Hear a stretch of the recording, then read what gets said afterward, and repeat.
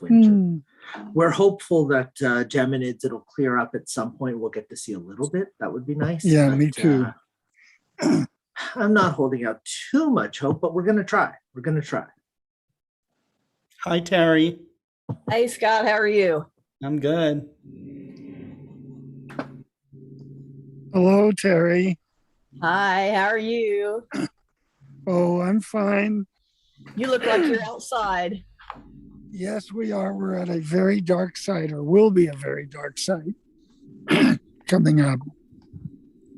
That sounds nice.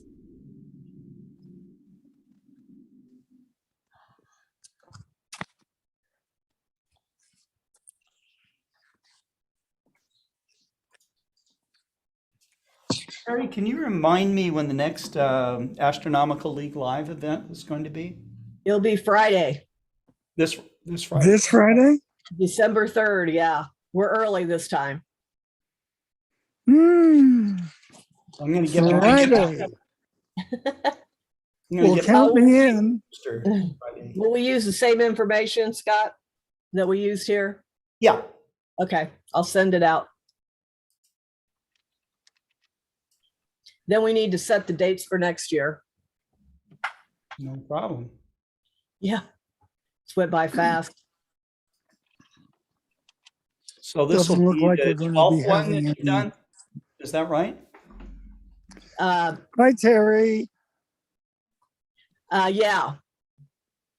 We don't have anything scheduled after December 3rd. Okay.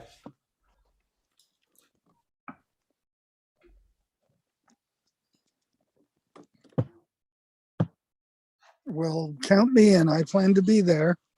Thank you, David. I look forward to it. We've got an excellent speaker. Matt Penn will be there. Yeah, that he is excellent. Yeah.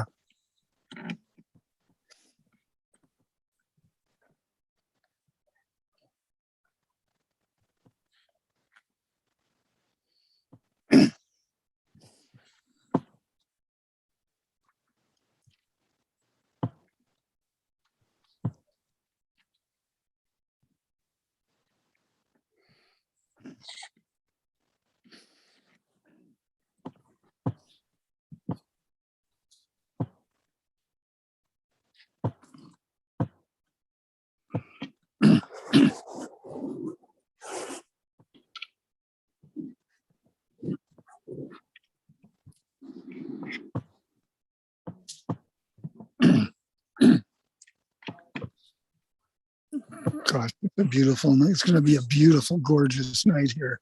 Yeah, it's so nice here too. Arkansas is like, it got like 71 or 72 degrees today, you know? Really? wow. Yeah, it's really, really nice. I haven't seen that for about a month. No. I don't remember what that Another looks reason like. for you to move to Arkansas. I can think of a lot of them, but that's another one. That's another good one, huh? Yeah. Just happy it's not 10 below right now. Oh, Ah. That's Russell, that's this weekend. yeah, just walked home, just got home. Little nice snow, lots of ice. Yeah, yesterday was like what, -9? What is that, like 10 Fahrenheit or something? Like, ooh, Jeez. getting a bit fresh. Yeah. Russell, it's good to see you come back on the program. It's wonderful. Well, thanks, Scott. Yeah, I've been really happy to be back, and I've just been on the phone with my dad. My dad wants to see what I've been up to, so he's going to be watching the show. No pressure for me. No, that's right. Is he like really Thank God you have a critical? dad. I'm glad you have a dad who can enjoy it. I Exactly. think that's a wonderful thing. It is. Yep, he's yep. So he's 81, and yep. And his wife's having her birthday today, and she's not going to be logging in because I don't think this interests her at all. So why do you spend all this money on like astronomy stuff? Yeah. Right. You ask an amateur astronomer that question, they look at you like perplexed, like, why wouldn't you spend more money on astronomy stuff? That's So, right. Yeah. that's why I have a job, so I can pay for this. Exactly. That's right. You might need to hire me, Scott.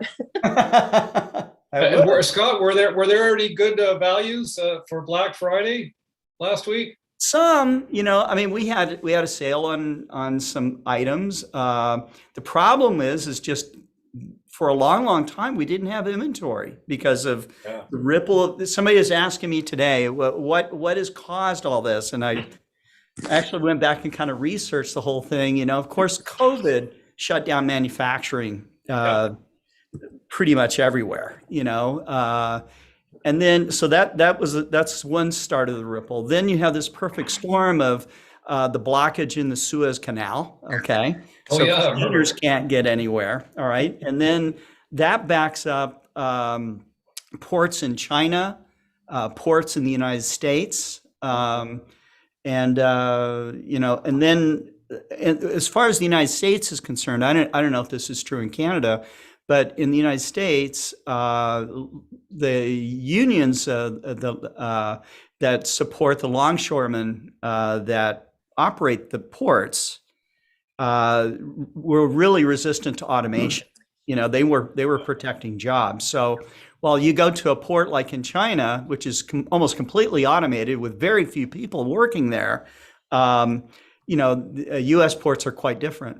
And so, but because of COVID, a lot of people, the whole culture of work from home, change your career, that kind of thing has played a role too. And so they don't have enough employees to run those ports. Okay. And so that's exacerbated the problem. Plus this whole crush of things. So container prices went sky high. It has created a really strange confluence of problems that have raised prices overall. So unfortunately the consumer, no matter if you're buying what, dog food to screws and nuts and bolts, it's going to be a situation where, everything went up. So that affects, inflation. Yeah, now in Canada we've got the we've only got one major Pacific port, and that's in Vancouver, and it's underwater. And our national news reported last night that there are more than 60 full container ships in the harbor waiting to unload, and they can't do anything. That's right. Yeah, because they're just out there floating. So that delay too. Lots of water. Everything they got called in the army. Everything's flooded. They've got 3 atmospheric rivers, one after another. It's like, wow. Right. Wow. I was watching that on the news. That's right.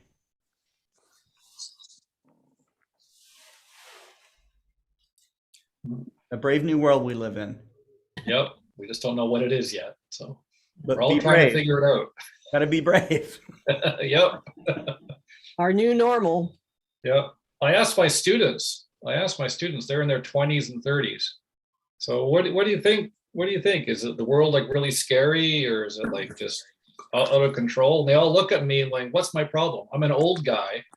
World's fine. We'll figure it out. Get out of the way. Get out of the way. That's true. I mean, well, they're polite about it. They're polite. Yeah. Like we were polite, to our elders, so. That's right. You could say it's either a brave new world or 1984 all over again. Yeah, that's true. I do remember a time where there's some brilliant young people. Some of them I think are on this program that will definitely be part of the solution for the future, so. Great. That's great. Well, they'll be challenged, and maybe that'll help secure our future.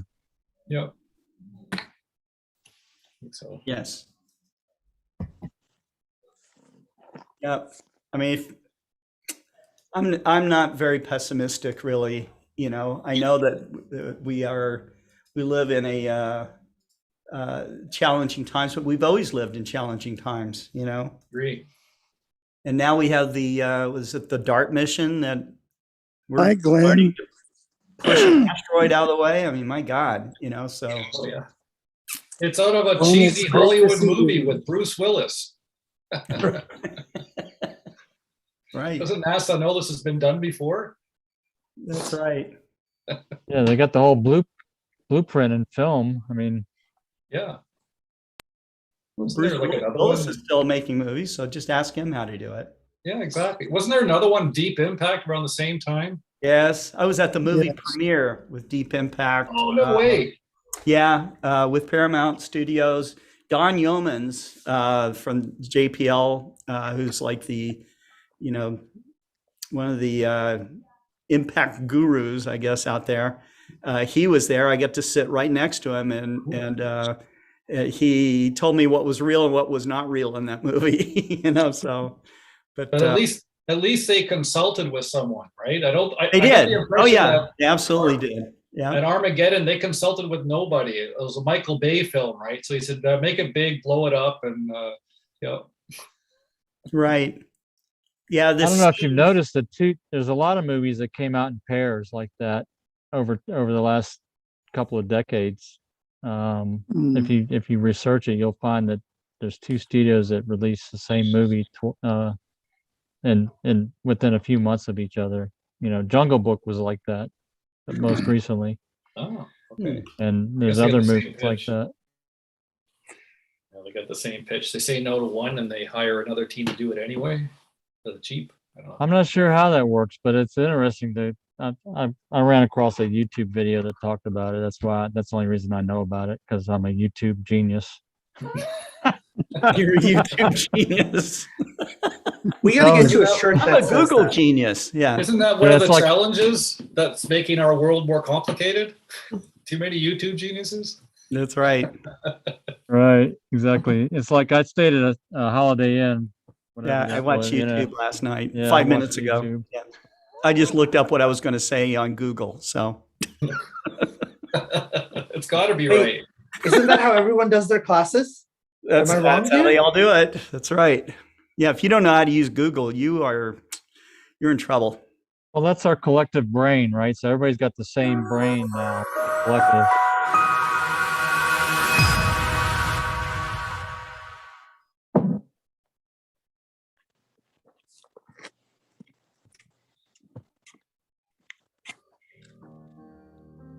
Over the years, the Hubble Space Telescope has taken hundreds of images of different kinds of incredible nebulae in our universe.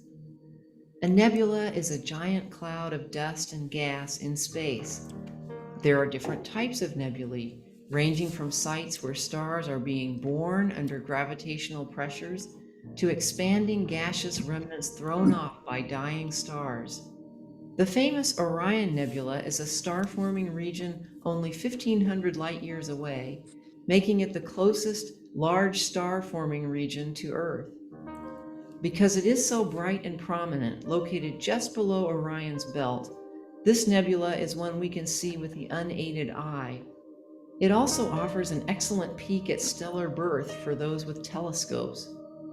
This nebula is an enormous cloud of gas and dust where vast numbers of new stars are forged. Its bright central region is the home of 4 massive young stars that shape the nebula. These 4 hefty stars are called the trapezium because they are arranged in a trapezoidal pattern. Ultraviolet light unleashed by these stars is carving a cavity in the nebula and disrupting the growth of hundreds of smaller stars. This stunning Hubble image offers the sharpest view of the Orion Nebula ever obtained. Created using 520 different Hubble exposures taken in multiple wavelengths of light, this mosaic contains over 1 billion pixels. The image's orange color represents hydrogen, green is oxygen, and red represents both sulfur and observations made in infrared light.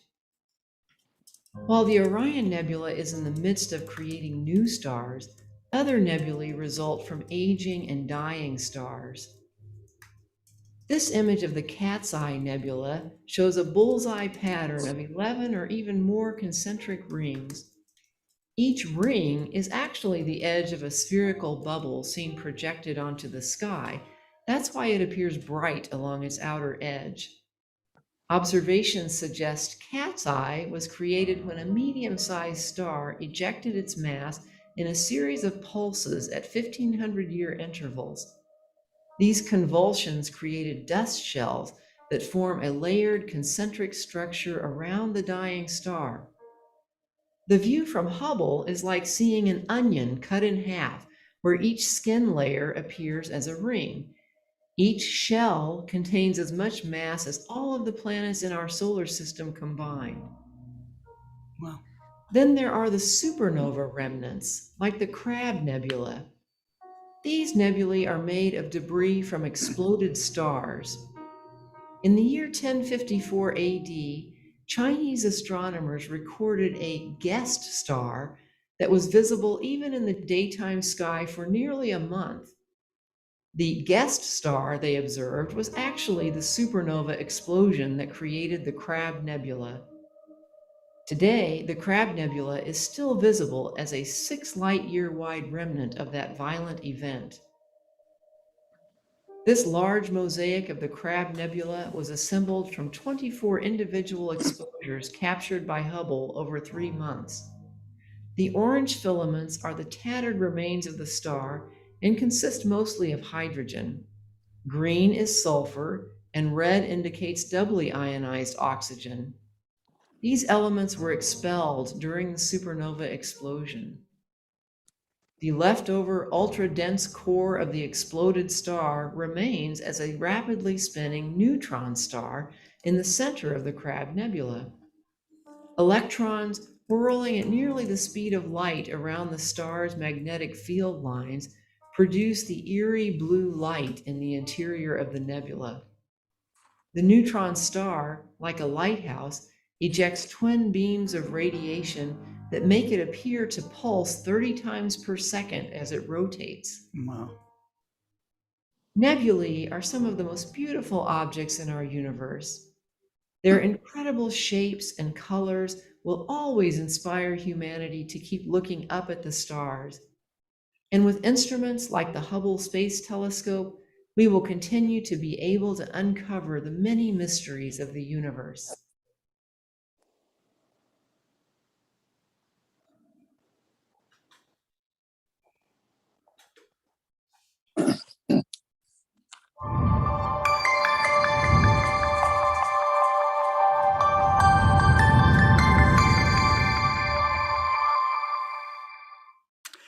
Hello, everybody. This is Scott Roberts from Explore Alliance and Explore Scientific, and this is the 75th Global Star Party. We have a great lineup of speakers that we'll be introducing you to. But you know, one of the things I want to say about the theme this week of scale and perspective is this is something that a lot of us that are involved in educational outreach and astronomy try to give first timers a sense of. We want them to understand that there's their size, their place in the universe, and you know, to some it's a little disconcerting to find out just how tiny we are and the small space that we occupy, you know, on our planet. You know, but to others, they find it liberating because they understand that they are just that their problems are nowhere near as big as what they make them out to be in their minds, and that they really are part of something that's incredibly vast and huge. But perhaps, you know, this will be further explained, and in fact, I know it will be as we get through our speakers tonight. But I do want to turn this over to David Levy, a great friend of mine, a great friend of everyone here on Global Star Party, and a great friend to astronomers everywhere. David, it's great to have you on Global Star Party again. Well, thank you, Scotty, and it's good to see you. It's good to be here, but I'm not at our Charnak Observatory right now. I am at the Chiricahua Astronomy Complex, and I'd like to just show you a little bit around about what we're doing. The sun has just set, as you can see, a little bit of red over there. Mm-hmm. And Venus will be coming out very soon. And I'm here with David Rossiter, and I hope he'll come back a little later. And when he does, I'll introduce him to everybody. But he has brought his telescope Archimedes here. Oh, Like to wow. give you a little bit of a show. And he's going to be using that. And I'm hoping to use it myself a little later to look at Daffy Duck, which is a very strange grouping, a little strange nebulosity, and that is out in the Milky Way, right in the middle of the North America Nebula. We all know where the Gulf of Mexico is, and we all know where Baffin Island is not portrayed exactly, but it's kind of in between the Gulf of Mexico, just a little bit north of that, and I'm hoping to be able to see it tonight. And I called it Daffy Duck. It's number 403 in my little catalog of objects that have brightened my nights since I began searching for comets so long ago, 56 years ago. And this is, here, as you know, is Minerva. Minerva usually sits next to me when I'm at the observatory at home, but tonight Minerva is actually going to be used, and it's getting ready to be used right now. And anyway, I'm going to do a little quotation for you. It has to be from memory tonight because I'm not at the observatory site at home. And so I'm going to quote from Shakespeare, Romeo and Juliet. And this is a very special quotation, one of Shakespeare's best. And it goes like this: "Come, gentle knight, come, loving black-browed knight, give me my Romeo, and when he shall die, take him and cut him out in little stars, and he will make the face of heaven so fine that all the world will be in love with night and pay no worship to the garish sun." When David comes back, I will introduce him to everyone, and I might interrupt someone else just a little bit, just so that I could introduce David, if that's okay. In the meantime, You're allowed, no problem. thank you. In the meantime, back to you, Scott. Thank you. All right. Well, that's great. I promised earlier in our earlier broadcast today that since this is the 75th Global Star Party, that we would have a special door prize. So door prizes are conducted by the Astronomical League. They have been doing it for I don't know how many global star parties now, but quite a few. And they come up with questions for the audience to answer, and the winners are picked by the Astronomical League.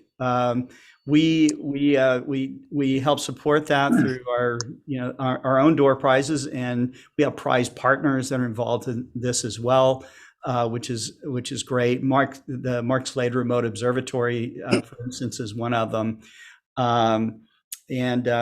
So I'm going to turn this over to Terry Mann, who's the secretary of the Astronomical League. And Terry, how are you doing today? I'm doing pretty good. How about you, Scott?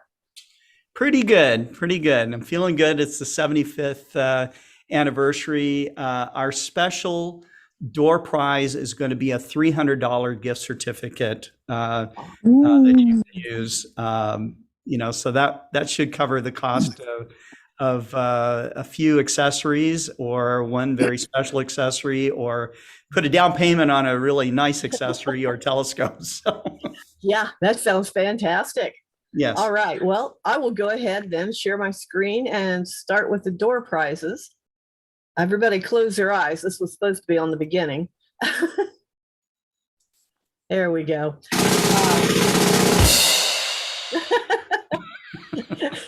I was a little late on that one. Sorry. Something to kill a little time there. All right. We're going to start with what we always start with. Never look at the sun without the proper filtration, no matter what you're using, whether you cover up your finder to look at it through a telescope or anything. Always have the proper solar filter before you ever use any optical equipment to look at the sun. And so what I would like to start with is the answers from November 23rd. The first question was, this long dark feature called a filament is actually and it is a prominence. Of the primary 8 planets in the solar system, how many have rings, ring systems? And that would be 4. We've got what? Saturn, Jupiter, Uranus, And Neptune. Neptune. Thank you very much. Yes, Neptune. There we Very go. I knew small, there was another faint, one there. dark.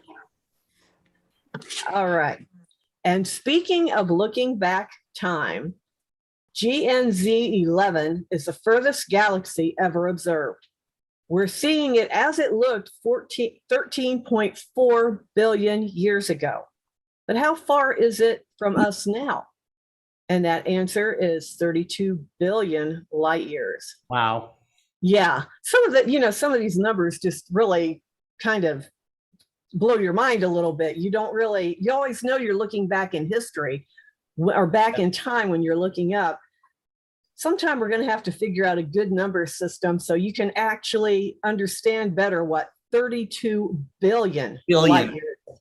Yeah. Each light year, 5.9 trillion miles. So yeah. times 32 billion. That's how far away it is. So yes, it's a long way. crazy. Terry, All would you right, mind and- explaining to us how this thing can be 32 billion years if the universe is only 13.8 billion years old? I don't understand that. I don't have that answer either. If I did, I would tell you. Does Isn't it anybody because else? space-time is stretched? Yeah, the universe is still expanding. So while we looked at it, that much time ago, the galaxy is still moving on, right? The balloon's still inflating. Still inflating. Yes. Yeah. There we go. All right. Thank you. And the people that answered those correctly are listed here from the November 23rd. And what we usually do is we announce the door prize winners at the first global star party of the next month. So like next week, next global star party, we will announce the November winners at that time. And there will be 3 of them. Or maybe, Scott, with your special prize, there might be 4 then. I don't know how you want to do that. So whatever it is, we will. Yeah, let's make it 4. We Okay. won't take away one of the other door prizes. We'll just add on to it. Okay. So next month on the very first star party of December, we will announce 4 winners. And one of those will be the grand prize winner for the 75th anniversary. Ooh. That's funny. The league had their 75th anniversary, and now it's kind of the 75th anniversary of the star parties. Right? That's So right. yeah. That's nice. Yeah. So but we didn't have to work out as long as you guys did. Yeah. Yeah. There's a little bit of time and A little bit of Yes. time. That's right. history there. All right. So the questions for tonight, and please send your answers to secretary@astroleague.org. The first question is, in 1610, Galileo discovered 36 stars in this cluster. Sometimes it is called the Manger cluster. What is another name for this cluster? And again, please send your answers to secretary@astroleague.org. Next question. What star is the 5th brightest star visible from Earth? Makes you wonder, doesn't it? Makes me wonder why a car is sitting there. Yeah, you never know. You never know. You never know. That's right. Did that car come from that You won't star? know. Or what? All right, the Pistol star is invisible through optical telescopes. If the Pistol star were placed in the center of our solar system, it would cover the Earth in flames. Is that true or false? And again, please send your answers to secretary@astroleague.org. Pistol star. Yes. And as we were talking earlier, we'd like to invite you to this Friday's Astronomical League Live. This one will actually be 13. Our speaker will be Matt Penn discussing the Dynamic Eclipse Broadcast Initiative. And that will be an amazing talk. We're looking forward to hearing from him. We'll have all the regulars. Don Knabb will be joining us, and he is one of the chairs of the regions of the Astronomical League. And David Levy will be here, and Scott and myself. Certainly. And will. we never know who else might pop in. That's right. Yes, so please join us December 3rd at 7 p.m. Eastern Standard Time right here. And thank you very much, Scott. Before I let you go, Terry, I know that the Astronomical League has been growing in membership, but how do you become a member of the Astronomical League? You can do it two ways. You can join on our website. We have different levels of membership, and just look at the website and you will see, I think it says join, and that is join the Astronomical League. The preferred way, I think, is if you have a local club that is a member of the Astronomical League. And you can also check that on our website. It will be under clubs, and it is divided by states. You can click on the state and it will tell what clubs are in what cities. And if they're a member, then you can join the club, and then you can become a member of the Astronomical League that way too. And that's how most of our members seem to be joining. But if you don't have a club locally, you can be a member at large. And there, like I said, there's 3 or 4 other levels also. And you will have the same rights as a member of the clubs. So either way. Excellent. Thank you, Scott. I appreciate it. Thank you, Terry. Thank you very much. Okay, that's great. Can I interrupt you for a bit? Yeah, go ahead, David. Okay, David is back now, and I would like to introduce you to David Rossiter, who is right here at the meeting and would like to say hello to everyone. Hello to everyone. It's getting dark. Nice sunset. We're looking forward to a great night. Yeah. Now, David and David, the Chiricahua site isn't that owned by the Tucson Astronomical Society? Is that right? Yes, it's owned by the Tucson Amateur Astronomy Association. Okay, Astronomy Association. And what is that club like? I mean, is that is it a great club for experienced people or beginners or for everyone? How do you think? It's great for everyone. It's it's about 500 members, so it's a big club. Ooh, they've got a great group for beginners, and they meet every single month, so it's a great place to learn. Wonderful astro imaging group involved in it too. So if you want to learn that, there are some really skilled people. So kind of all over the map. They've got everything for you, including the Tucson Junior Amateur Astronomy Association, which is part of the Junior Astronomical League. We will be meeting again in 2 Sundays from last Sunday. Oh. And let Scotty know if you'd like to join, and he can send you the link for next meeting. Right. That's right. So if you're a young person or someone that is in support of young people in astronomy, this is something you should be paying attention to. The league has taken this very seriously, and I think you're going to see a big push towards membership.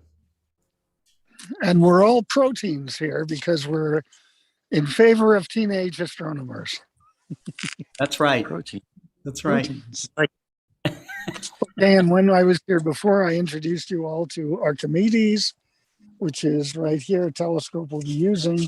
And again, of course, to Minerva, that is here out getting ready to look at the sky. And I don't know if you can see Venus, but Venus is shining very brightly right now.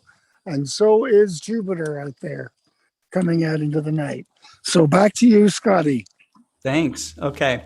So we're going to go back. We were in Ohio with Terry, bouncing down to Arizona with David Levy. And now we're going to Canada, up to the Montreal Center of the Royal Astronomical Society of Canada with Professor Karim Jaffer, also of John Abbott College. Karim, it's great to have you on yet again. You always give great presentations, and you always invite very, very interesting people. Thanks, Scott. We're going to have fun tonight. We've got a couple of people lined up. We've got Russell Fralich, our outreach coordinator here at the Montreal Center. We've got Nathan Hellner Mestelman from the Victoria Center, who we met a couple of weeks ago and who fascinated us all with not just his journey in astronomy, but also his incredible wit, the puns that he brought in and the comics that he shared with us. So we're looking forward to that. But I always like talking a little bit about the theme, and the theme that Scott went with today, he mentioned a little bit about this scale and perspective. So what I decided to do is I'm going to share with you in a few minutes a simple activity that I use with kids when we do outreach, but I've started actually using it for my class as well. And I'll talk to you a little bit about why. But I want to start by just mentioning something that Terry said. She said that if you have a local astronomy club, you could join them and then join the Astronomical League that way. Well, I actually joined a not local club in order to also join the Astronomical League, and that's the Lowbrows in Michigan, because a lot of the clubs, because of COVID, have come online just as our Montreal Center has done. And so it's possible to be an active part of a club, even if you don't live in the area. And I know in the US, there are a lot of clubs now. The Astronomical League stretches far and wide through the continental US and even off continent a bit. But it's important to recognize that there are ways, even online, to get your astronomical fix. So I highly suggest if you have a chance, join the Astronomical League, join a local club, you'll get a lot out of it. Speaking of the local clubs and what you can get out of it, I want to do a quick check-in with the RASC. And last time around, I talked to you a bit about some of the YouTube programs that we have. We also have a speaker series that's co-hosted by Sky News Magazine up here in Canada. And I've spoken previously to the Global Star Party audience about the Mi'kmaq Moons project, which is one of the ones that started at the RASC 7 years ago now, where we've been trying to store and share the heritage of some of our First Nations. So the Mi'kmaq Moons project is actually our featured speaker this week. So on Thursday evening, 7 p.m. Eastern Standard Time, you can listen to the individuals who started the Mi'kmaq Moons project and hear a little bit about where the project has gone in these past 7 years. Locally in our Montreal Center, I've talked to you a bit about the event that we have coming up this Saturday, but it actually had to shift. Our speaker had to cancel. Luckily, we have a local exec who is our space exploration expert, David Schumann. And so he's going to be talking about the scientific missions of the Apollo, the 15, 16, and 17, where they had the lunar rovers, where they had extended stays on the moon's surface, extended being, a couple of nights. But still, that was pretty hefty for us in the, early 70s in the moon. So 50 years ago, the science we did on the moon, we are still learning from. So join us on Saturday if you want to learn a little bit about that. bit.ly/Apollo Rocks in order for you to register in advance. And then lastly, since David is here, I wanted to mention next Wednesday, we are hosting a special clubhouse for members and guests. And it's on David's journey through the RASC Montreal Center in his early days when he was a bit of a rebellious teen. And he's going to talk a little bit about some of the trials, tribulations, and the friendships that have formed. And he is our honorary president. He's very close relationship with our society. So I would love to see some of the GSP audience and some of the GSP VIPs out with us on Wednesday night of next week, 8 p.m. start time, Eastern Standard Time. What I wanted to talk to you about today, though, was this idea of scale, but within our solar system. So we love doing outreach. And one of the activities that we've been doing for the past few years is this thing called Build a Planet, where we show kids that come to our tables or kids that come for one of our solar system talks, some of the images of the planets and the moons, and then we provide them with styrofoam balls and pipe cleaners for rings, and even sometimes some beads and things for them to put moons around these planets. And we have them just express their creativity. And a few years back, with one of the Girl Guides groups, I decided to do an activity that I've now since then been doing even with my post-secondary students. And it's just to get a feel for the scale of our solar system. So what I do is very easy. I just pick one wall somewhere in the room where we are, the largest wall I can find, and I put at one end the sun, and at the other end, I put Pluto. And then I tell them, here's the sun, here's Pluto. Those are kind of the extent of the solar system I want to look at. And here are Post-it notes or pictures of the other planets and the asteroid belt. And I tell them to just go and put them where they think they are. And so the kids get up and they move around and they place them where they think they are. And they argue with each other a little bit. Sometimes I'll give different kids different planets and I'll have them do it in whatever order they randomly choose. And most of the time it ends up a little bit something like this, where all of the planets in the asteroid belt are equally spaced through the solar system. And that's the way they normally see it. And when I saw, and I apologize, Scott, if I'm picking on you here, but when I saw the logo that you did for today, that's exactly why this happens. Yeah, I had to squeeze it all in, right? Exactly. And we see this in the textbooks all the time. Sure. And one of my pet peeves, one of the things that I worked on for years with the Ministry of Education here in Quebec was trying to tackle misconceptions that come up in science, not because the kids don't pay attention, but because the way we presented them information actually gives them the wrong idea. And this is one of those crystal clear examples, because when we're trying to show the scale of the size of the planets, we lose the scale of the distance. So then I wipe clean the board. We have the sun, we have Pluto, and I start. And this is where it's so simple, because the dwarf planet Pluto is about 40 astronomical units away from the sun. And if you go exactly halfway, you have Uranus. Uranus is right around the 20 astronomical units mark. Halfway between Uranus and Pluto, you can place Neptune. And halfway between Uranus and the sun, you can place Saturn. And then halfway between the sun and Saturn, at around 5 astronomical units, you would place Jupiter. And if you don't have a big enough wall, you've run out of space, in which case you have to kind of stretch it out again and start again for the inner planets inside of that space between the sun and Jupiter. And right around the middle, you place the asteroid belt, but it extends. It extends from about 2.2 astronomical units all the way out to about 3.3 to 3.5 astronomical units. So right around in the center, you can place the asteroid belt. And I placed the DART mission there because Scott was talking about the DART missions. I wanted to make sure it was given a showcase. And then between the asteroid belt and the sun, you can place Mars. Between Mars and the sun, you can place Venus. Between Venus and Mars, the Earth. And between Venus and the sun, Mercury. And so now you've actually placed all of the solar system planets very roughly, but in about the position where they would be at within the entire solar system. If you don't have space to do this linearly, you can actually do a curved fit where you can actually start at the sun at the center, at 0, 0, and then work your way up. And what you're expressing there then is also the rotation or the revolution of the planet, around the sun. But what's neat here then is to ask the kids, and this you can ask to any age, how far have we gotten as humans from the sun? And if you shrink down the scale again a little bit, you can bring Pioneer 11 in, and Pioneer 11 is right past the 100 astronomical unit mark at the moment. And you can talk a little bit about the Pioneer mission, and then you can talk about the 2 Voyagers. The 2 Voyagers have actually reached much, much further. They're out past the heliopause. So they're far, far away from our sun. And then you can ask the question, how far do we have to go to get to the nearest star other than our sun? And it's 270,000 astronomical units to the nearest star, Proxima Centauri. So if Pluto is 40 astronomical units away, you're looking at 280,000, 70,000 Plutos to get there, or 7,000 Plutos to get there. And so that's kind of giving them an idea of just the simplest part of scale and perspective, just from our solar system, from our home.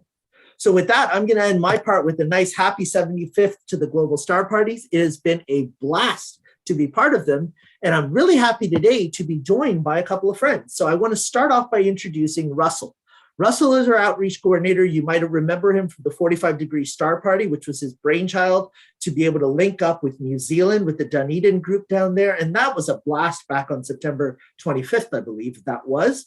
And Russell also joined me all the way back on May 15th for the International Astronomy Day, where we stayed up. I made it the 8 hours. Russell made it a good 7 before he gave up. And so he's back with us tonight to talk a little bit about his journey into astronomy and astrophotography during COVID lockdown. Russell, we're all yours. Great, thanks, Karim. That's wonderful. Can you see my slide? Let's put the spotlight on you. Here we go. Is it the right Not slide? yet. Not yet. We can see you, but no sharing yet. Oh, no sharing. I got to push the sharing No. button. But we see the greenery. That's good. Okay, but We've got that's some not oxygen it. in there. That's not what I want. Okay, where's my little button? Where's my little zoom thing? Zoom. Share. Oh, there we go. Yep, there we go. Share screen. I will do that one. Touch. And another try. How's that? We see it. Awesome. Yay! All right, good stuff. And it's the slide, not my little view thing with all the extra slides, right? Nope, we see your slide. Yay, good stuff. All right, well, thanks very much, Karim. Well, I must say that one of the best things about me joining the RASC is meeting you, and you've been really helpful. I'm learning a lot. And as my presentation talks about, I got back into the astronomy game, and specifically astrophotography during lockdown. And I want to talk about it. And after seeing Scott's wonderful theme, I'm going to push the right button. There we go. And talk about scale and perspective and my 5 challenges so far. So for those of you who aren't familiar, Karim and I, well, we're from Montreal. There we are in the North American spot. We're a 1-hour flight due north from New York City. It's and you can see there's a little bit difference between the weather here in Montreal, Canada, and in Arkansas. You can see Scott with his golf shirt, and I've got a very big wool sweater. And yeah, there's a few differences. For those of you who want to know, we're at 45 degrees north, so that's the same as like southern France and northern Italy, Minnesota, Washington State, Oregon, Maine, that kind of stuff. So we're about there. And like you, our lockdown for COVID-19 started on March 13th. And I know because I was doing a big public event on the evening of March 12th. And people were starting to get nervous, and the next morning, everything closed. And we were surrounded by signs like this to stay home. So Wow. What are you supposed to do? Well, my first scale and perspective challenge, where do I start? I haven't done astronomy like since I was a teenager. I live in a bright city of more than 2 to 3 million people. I look up at the sky, and my limiting magnitude is like 2.8 to maybe 3. If I'm lucky. There we are from the satellite view. Montreal is a nice little island, and it's lots of lights. You can't see much.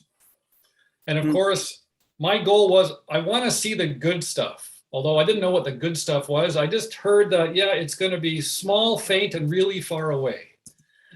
And I'm stuck in my backyard. We had police roving our neighborhood to make sure people didn't go out of their house unless they were going for approved purposes like food shopping and medical stuff. So you couldn't just like walk around. So I'm stuck. And thinking like a scientist, I guess, I'm trying to, how do I get the most photons? And I'm doing a little bit of research. Ooh, maybe I've got two paths. If I take the visual one, I get the biggest scope possible. But other people are doing this photography stuff where they're talking about exposure and that kind of stuff. I don't know. So my starting point is here. I think I'm going to get a really big, like a Celestron SCT, or maybe one of Scott's 10 or 12-inch Dobsonians. Got them all encoded. I just point and take a look, and it'd be great. Then I start doing a lot of reading. Start a lot of reading. So I went to Amazon like most people would, or I couldn't go to my local bookstore, and I bought a whole bunch of books like these ones. So Dickinson Dyer, the Bible, the Backyard Astronomer's Guide, Astrophotography. Someone told me, oh, you should get this Pix Insight thing. It's like, oh, what is Pix Insight? So I started reading that. That sounds pretty interesting. And so I kept on that. I kept on doing that, but that wasn't enough. Oh, there's Spotify. So I listened to a whole bunch of Spotify broadcasts when I'm allowed to go walking. It's pretty good. American, Canadian, European. And of course, I consult all the gurus on YouTube. What should I be doing? And the best thing I did was join the Royal Astronomical Society of Canada, because then I can meet people like Karim. It's really great. So after about 3 months, I come up with my selection criteria. I'm a good engineer by training. So best optical quality, I'm looking for something, maybe I need to track the sky, keeps moving all the time. I want something like hassle-free, easy to assemble, not too complicated. And I've got a very narrow stairs. And my wife made it clear that whatever I get has to be in the basement. And it's a very narrow staircase, and I need to bring it upstairs and outside every time. I'm not getting any younger. So I can't have it too big and I can't have it too heavy. And unfortunately, I live and I'm paid in Canadian dollars, which are only worth 75 to 80 American cents. And I can't see Polaris to do a polar alignment. Those are my limitations. So I just dig out my old camera. This is my 12-year-old Canon XSI camera, which I hadn't touched in like 10 years, and a 22-year-old tripod in the basement. And I aim it up, and I wonder if I can take a picture. And there it is. That's my first astro photo ever. Hey, it's not bad. Not bad. I just aimed up, pushed the button, see what happens. It's pretty good. Well, welcome to my backyard in the spring. It's very muddy. It's a bit small, and it's surrounded by neighbors, especially if you can see the mouse. This one, they have these bright halogen arc lamps in their kitchen, no curtains, and they're on till like at least midnight. I don't know why they do this, just because they know I'm out here, I guess. That's right. So I talk to a lot of people. This is the recommendation I get, so I buy it. I get it for my birthday. It's very exciting. My birthday's in June, so I got it in June. And you will recognize a lot of this equipment. So it's EvoStar 80. I've got my camera. I've got guided camera. I've got a flattener, a nice tripod, a nice mount, filter, mini computer. And there's one item you probably don't recognize, and that's my anti-raccoon stick. Because in my neighborhood, we're surrounded by lots of animals, and raccoons are afraid of nothing. And I had one of my first evenings out, very, very late in the summer. Raccoon comes up and jumps onto my shoulder looking for food. And Wow. Starts chewing cables and a whole bunch of stuff. So every time I'm out, when it's warm out, I bring my anti-raccoon stick. Mandatory equipment. Better raccoons than skunks. Well, the skunks came too, but they don't bother you. They just walk straight through because they know you're going to leave. And it's true. But they are very cute. Yes. And stinky. Yeah, well, I don't want to try that part. And I did my 30-day trials on nebulosity and astropixel processor and PixInsight. And eventually I picked PixInsight. I figured it's going to be, I'll try it out. Hopefully it'll work. And so far it has. So it took me about 3 weeks of trial and error. We don't get a lot of good skies. Oops, sorry, that's the wrong one. A lot of good skies, unlike Dovid over in Tucson. And eventually got it working. And this is not a great picture, but I'm always going to treasure it because it's the first one that ever worked. So it's a 25-minute exposure on a non-modified camera with my new equipment. And hey, I can recognize it. And it's so good. My wife actually had it framed. It's downstairs. It's pretty cool.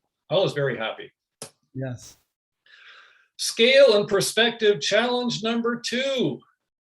Winter's coming. I'm talking in July, and a good Montrealer always thinks about winter coming in July because it's going to come faster than we can get ready for it. So this is one of my neighborhood streets, it's little side streets, and it's a typical winter day.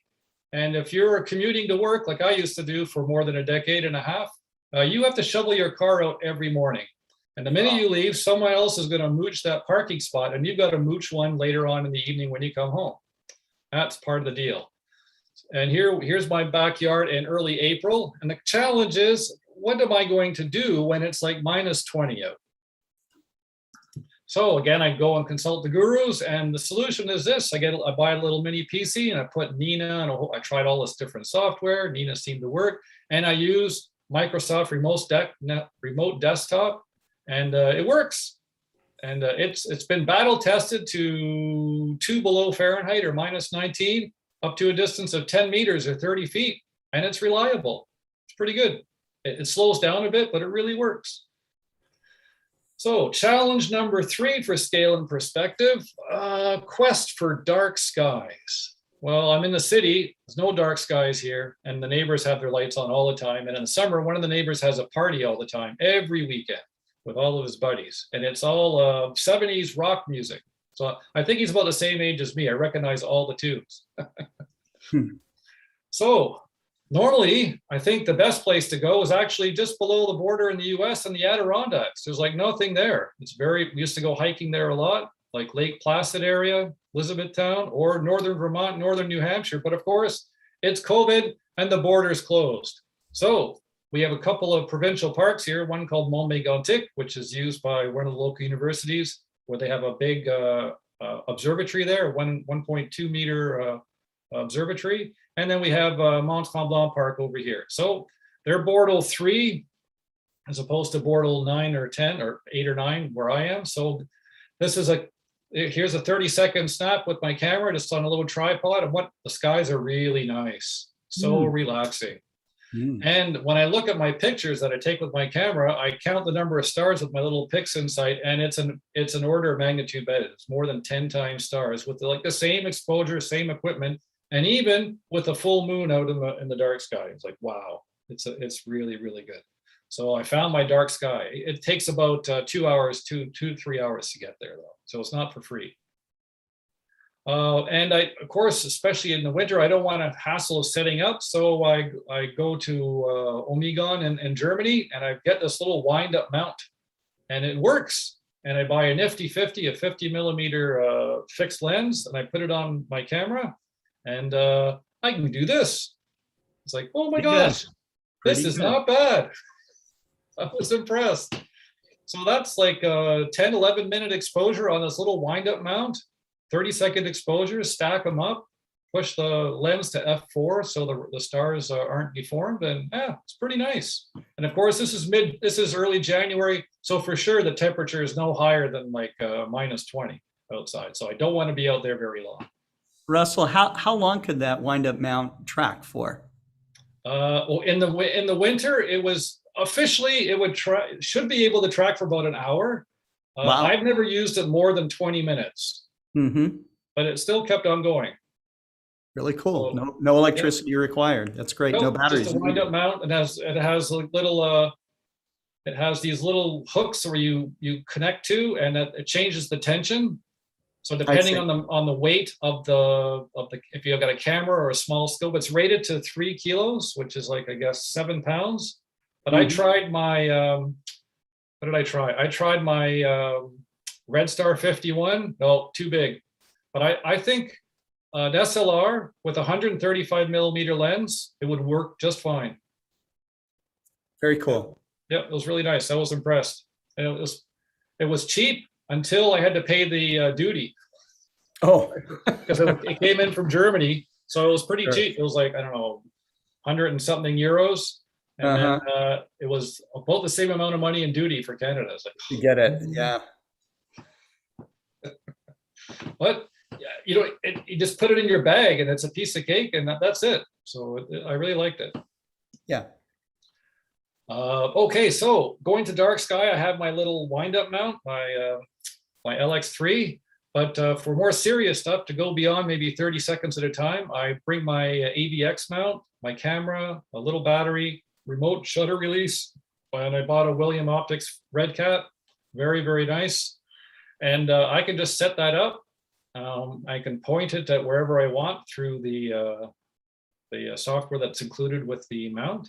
And I'm getting up to 90 seconds unguided to give images like this. This is M81, M82. Nice. So 70 stacked 90 seconds. And yep, I was like, wow, this is really nice. And it's hassle-free. Well, sort of hassle-free if the battery doesn't work. So some observations for where I live in Montreal, it's not like Tucson. We get, if we're lucky, on average over the 12 months, I counted 1 night in 6 that was actually clear enough to do anything up to at least an hour in imaging in my backyard before clouds or something else came along. So it wasn't so good. That's because you started during a good year. Yeah, that's right. I have no empirical evidence that it's gotten any worse or better. Yeah, you're right. Maybe I jinxed it. So Karim, was it better before? The year before you joined, it was so much worse. It was really? awful. Okay, it's like, okay, bad. Yeah, and this month is crappy too. Although a couple of weeks ago was pretty good. Yeah. Other things that I've learned that everyone else learns eventually. Do you move up from a DSLR to an Astro dedicated camera? And I decided no. Because again, it was the hassle factor. I got to plug in something. It's got a remote control. I wanted as little hassle as possible. So I set my camera to this guy based in Vancouver, Night Sky Camera, and it works. So here's a comparison. On the left is the California Nebula, and it's 2.5 hour exposure, and that's the best I could get. I was like, what? And then this is like an hour. So I was like, oh, this really works. Other little challenges, guiding and precision. So my mount is, it's a good mount, but I'm getting between 1 and 1.5 arc seconds after learning how to use PhD2, this free software. If you're interested, you can get it at openguiding.org. And my pixel scale with my 80 ED, my doublet refractor is about 1.6, so it's pretty close. And if I want to go any more, I've got to learn better. So I'm learning how to get to 1 arc second now and trying to get it below that, but it's pretty tough with this mount. I think I need a better mount, but that's another problem. And my mount is small enough and light enough that I don't have to worry about carrying it. And but it has a limited capacity, about 15 pounds for equipment. So my fourth challenge for scale and perspectives was a quest for different image scales, so the magnification power. And I started off with this one around almost 500 millimeter focal length. For wide field, it's with my Red Cat at 250, and for like big landscapes, I use my 50 millimeter. It's pretty nice. And then 3 weeks ago, I got my use Celestron 6SE, which will give me a focal length of 1500. And if I use a Barlow lens, I can get to 3000. So my final challenge for scale and perspective is my quest for imaging objects at different distances. I've always been fascinated by our human ability to look at the ground and see a very small leaf, which is the size of a few centimeters or a few inches, or even look very tiny at a piece of dust, then look up at the sky and I'm instantly looking at something that's 2 million light years away, like the Andromeda Galaxy. I just thought, wow, that is so cool. And here, so like, I like what Karim just put together. So I had a similar challenge here. How do I put all these distances on? So I used a log scale based in kilometers. And on the left, it's 1,000 kilometers. Here in the middle, around here, 10 to the 13th is 1 light year. And I'm going up to 10 to the 22. So this is 19 orders of magnitude of distance that I have been able to image with my little backyard outfit. So I'm pretty impressed. And if I start, so the distance will be shown by this bar as it goes from left to right. I was on vacation in September and I got my little cell phone and I saw there's this big thing in the sky. And I wonder if that's the ISS. So I put the phone on a little rock, leaned it back, and maximum exposure was 10 seconds. And there it is. So ISS distance Very is cool. 400 kilometers. And you don't need any equipment except your phone. Pretty cool. Then at a little bit further is the moon, about 380,000 K. And I took some pictures of those and I'm pretty happy. So I'm learning how to take good pictures as opposed to just any pictures. And I can see different scales. Of course, there's the moon at 93 million miles or 150 million kilometers. And again, I got a free solar filter with my Celestron C6. So I've been trying that out too, although there's not too many opportunities recently. It's always crappy out. Jupiter. So Karim, you mentioned Jupiter. So yeah, I guess the scale seemed to be a bit squishy on this log, but on the log scale. But so I took the mean distance and my first picture ever of a planet with my new Celestron. So I was pretty happy with a planetary camera. We see the great red spot. Yep. I was like, oh, it's really there. It's not a conspiracy. And then I tried to push it. So I got Uranus. And it's like, yep, it's not a star. It's got the nice color. So it's pretty cool. And that's at 10 to the 9.5 or 2.6 or 2.6 billion kilometers away. And here we are at the 1 light year point. And we got this, I've got this big void. So I didn't put any like individual stars, but I guess I could do that. But the next one I have is our closest, as many of you know, I guess our closest open cluster is the Pleiades at 440 light years. And so this again is from the backyard with all the backyard equipment. And yeah, so it's pretty good. Then we have M42 in gang, so at 1300 light years roughly. And this is taken by one of the dark sites with the guiding free, hassle-free, simple setup. I just put it up and it's pretty good. There are 30-second exposures, no mess, no fuss. I just put a whole bunch of them and it was really working. Then we have further afield at 35 million light years. We have like, I did a lot of galaxies with my EvoStar 80, and around 35 million light years, we have the Leo triplet.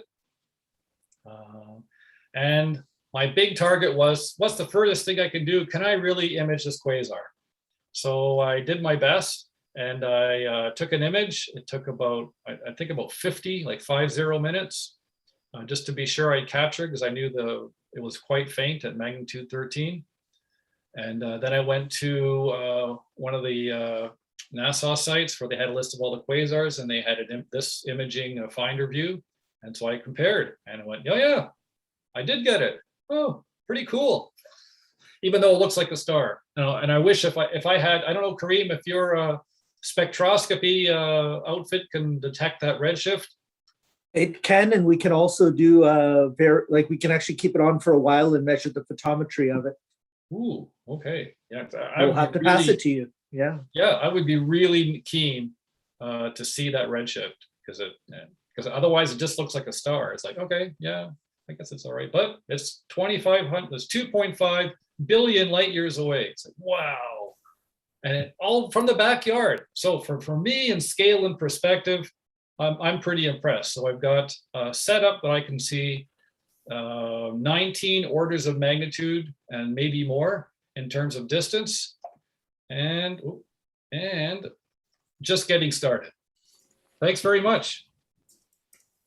That's incredible. Wow. It's all from the home. It's all from the home. All from the house. So yep. The cosmos starts in your backyard. So that's no matter where you are. Maybe it just starts right in front of your nose, so maybe somewhere closer than that. Yeah, they're just waiting out there. They are just waiting out there. Well, that's right. So very, very interesting. I'm glad you put the distance, the scale and perspective aspects to that. And people loved your scale that you created there. So it's very cool. Oh, great. Thanks. And I think for your cloudy days and nights, we can get you a microscope with your camera so that you can just go the other direction. That's right. That's right. One of these days, I'm going to get someone that has access to an electron microscope and see if they can take us on a real deep voyage. That would be very cool. So definitely. It would be like that old movie from the 70s, Powers of 10. You could do that. Yeah, actually, I wanted to download that movie and show it, but it's very much copyrighted, and for sure can't do that. So we all saw it in high school at one point. We own a copy at my college, and I show the students at the start of the term The Powers of 10. It's great. Now, do you show the 1974 version or the movie? I show them the original. Even the Cosmos one, when we do the cosmic calendar, even though some of the timings are off, I should still show the Carl Sagan one. Yeah. I like a lot of the original ones. Right. Very cool. But you can certainly find those on YouTube, and I recommend that you go watch them. So very cool. So is Nathan with us at this point? Nathan is with us, yeah. And so I was very happy when Nathan reached out and said that he's interested in coming back to give another presentation and that he already has an idea. And I said, okay, great. Well, when you have a chance to work out the idea, let me know and we'll plan a Tuesday. He's like, oh, it's ready. I was like, great. So we talked to Scott, and it was the perfect timing for the 75th Global Star Party. I'm happy to bring back Nathan Hellner Mestelman. Nathan, we are all yours. We're captive, waiting to see. Hello, everyone. Just by the way, the Powers of 10 movie, I really hope that wasn't live action. And if it was, I feel really bad for the cinematographer there, like getting launched out of the galaxy and then back again. Like, geez, that's effort, man. As long as he came back again, right? Yeah, well, then he kind of it kind of just ended inside the atom. I don't know what happened to him then. That's the setup for the next Ant-Man. Oh, right. Yeah. All right. So this is the idea that I had.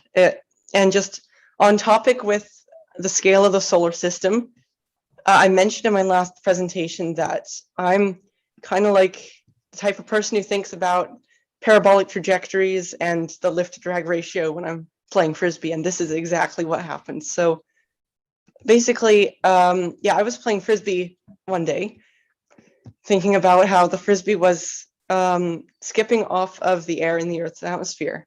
And then I was like, does it have to be Earth's atmosphere? So yeah, so as humanity expands outwards in our exploration across the solar system, it seems natural that Frisbees will come with us, obviously. So an interesting fact you may not know is that NASA is planning to bring Frisbees to the moon during its Artemis lunar missions. And the reason you may not have heard of that is because they're not actually doing that, just to be clear. But what if they did? So playing a game of Frisbee on other planets would no doubt be a totally different experience than any Frisbee game ever played on Earth. So in fact, like even the way that people would play Frisbee would change. So in short, what would happen if we took some average Frisbee players and put them on another planet with spacesuits? So yeah, how would the Frisbee fly, and would a proper game of Frisbee even be possible? So yeah, I'm just going to make some assumptions about the Frisbee beforehand. So it's thrown at a 10-degree inclination, and the players consistently throw it at 30 meters a second. And the Frisbee is also 30 centimeters across and has a mass of 200 grams. And of course, it also has some jazzy NASA logos on the front because that's just awesome.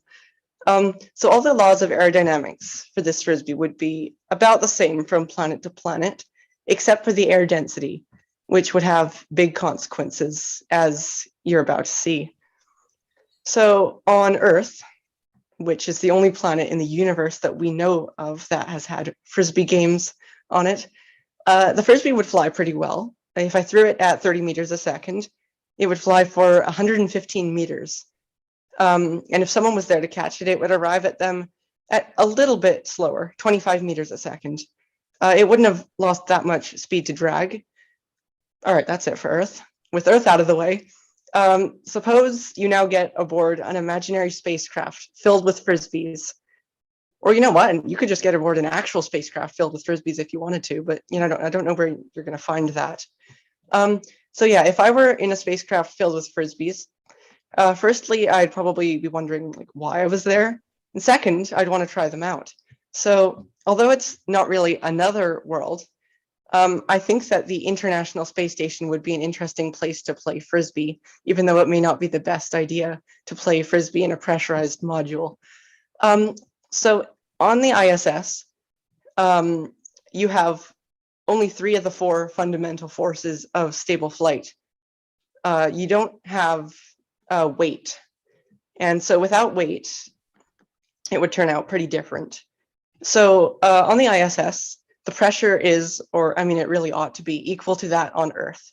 So if I threw a Frisbee on the ISS, it would immediately begin accelerating upward with no gravity to counteract lift. So it would accelerate upward at about 2.6 meters a second, but that doesn't actually matter because the largest single module on the ISS is 11.2 meters long and 4.4 meters wide. So if I threw the Frisbee at the speed of 30 meters a second, in less than a second, it would hit the wall. And, you know, at that point, one of 2 things would happen. Either it would kind of annoy whoever I was throwing it to, or it would annoy a lot of people. And a lot of people on the ground, too, would get extremely angry. So, yeah, I don't think that playing Frisbee on the ISS is the best idea. So, onward. So, playing Frisbee on the moon. The moon is the easiest world to get to beyond Earth, and people have already been there. So, it would certainly be the most convenient place to have an off-world game of Frisbee. So, on the moon, there isn't any air, meaning that you have also 3 missing forces needed for stable flight. So you have no thrust, as you'd expect for a Frisbee, but also no drag or lift. The Frisbee still has weight. It has 1/6 of the Earth's gravity. So it's like hardly flying anymore. It's just basically traveling and just falling due to gravity. So if I was on the moon with a Frisbee, after standing for about 10 minutes wondering how I was there, I would give the Frisbee a good throw. On the moon, if I threw it with the stated parameters, it would fly for 195 meters. Actually, it wouldn't really be flying. It would just be like coasting, but still 195 meters in the lower gravity. And if I was throwing it to someone, it would arrive at the exact same speed that I had thrown it at, which was 30 meters a second. Yeah, although the Frisbee wouldn't really be flying, I think it would be really fun. Now, like I mentioned, there would be no air resistance. So if I threw the Frisbee upward at 45 degrees instead of 10 degrees, the Frisbee could actually fly upward of 600 meters before landing. Wow. Now, there's some problems with that. Given how far a Frisbee could go in the lower gravity, you might have to throw it a little slower than on Earth if you wanted to have a proper game. You'd also need to have a pretty good catching arm because, the Frisbees wouldn't slow down at all. And the only thing keeping you alive would be a thin layer of glass in front of your head. So yeah, you better be careful. So now that the Earth system is out of the way, I'll start at the center of the solar system and work my way out. So this next one turned out kind of interesting. So since the sun isn't solid, there wouldn't be any surface to play on. So you'd have to imagine an artificial surface being built on the surface of the sun. So yeah, what would happen if you played Frisbee on the surface of the sun? Any guesses? Anyway, so the sun's atmosphere is actually extremely thin, only 0.2 grams per cubic meter. That's basically a vacuum. So the Frisbee wouldn't really fly in the atmosphere of the sun for other reasons too. But, as the air, the air would be too thin to fly. So after running some calculations, I noticed something really cool, actually. The immense power of the solar wind and the radiation just coming off of the sun would actually be able to counteract the gravity of the sun on the Frisbee. And it could actually allow the Frisbee to fly for quite a long distance. So if someone threw the Frisbee in the middle of a prominence or a solar flare, the force of the radiation and the solar wind would actually be able to allow the Frisbee to fly for hundreds, if not thousands, of kilometers, just supported by the sun's solar winds. So this sounds amazing. So it kind of makes you wonder if there's any negative effects of throwing a Frisbee on the surface of the sun. Well, I mean, everything would be turned to plasma and be destroyed immediately. So, there's that. Well, someone in That's chat is calling minor. it a Frisbee. A Frisbee.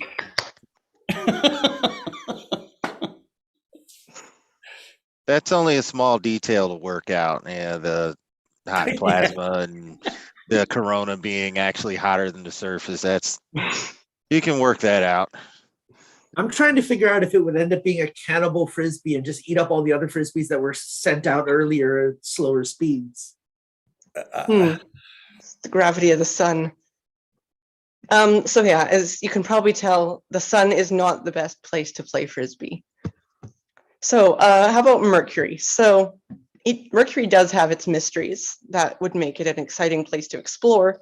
But when it comes to playing Frisbee there, it's actually kind of boring. So Mercury is a lot like the moon in terms of its Frisbee games, but higher gravity on Mercury, so it wouldn't even fly as far. Only 88 meters, and then it would just fall to the ground. And once it fell to the ground, of course, another unfortunate aspect of playing Frisbee on Mercury is that the daytime side of Mercury can reach 430 degrees Celsius. So Frisbees are made of high density polyethylene, which begins to melt at 130 degrees Celsius. So yeah, as the Frisbee traveled, it would begin to heat up and melt, but it actually wouldn't do that immediately because there would be no air to transmit the heat. But after a few minutes, the direct sunlight would begin to melt the Frisbee. But if someone failed to catch it and it fell on the ground, then it would be in contact with a 430 degree hot surface. And so once it touched the ground, the part of the Frisbee in contact with the surface would just immediately melt. And eventually the whole Frisbee would just be a puddle of plastic. So yeah, Mercury's also a bad place to play Frisbee. The next place is significantly worse, though. So Venus, it has the densest atmosphere of any object in the solar system. Yeah, I've drawn a swimming pool here for another reason too, but mostly just because the actual scene would be kind of grotesque. So, but the Frisbee could fly well for a moment. The amount of lift a Frisbee could achieve on Venus is really remarkable. because, Venus's atmosphere is 90 times as dense as Earth's. So a Frisbee moving on Venus could achieve flight moving at only 3 meters a second, which is actually jogging speed. But the friction would also be much higher too. So it would kind of just tumble and come to a stop almost immediately.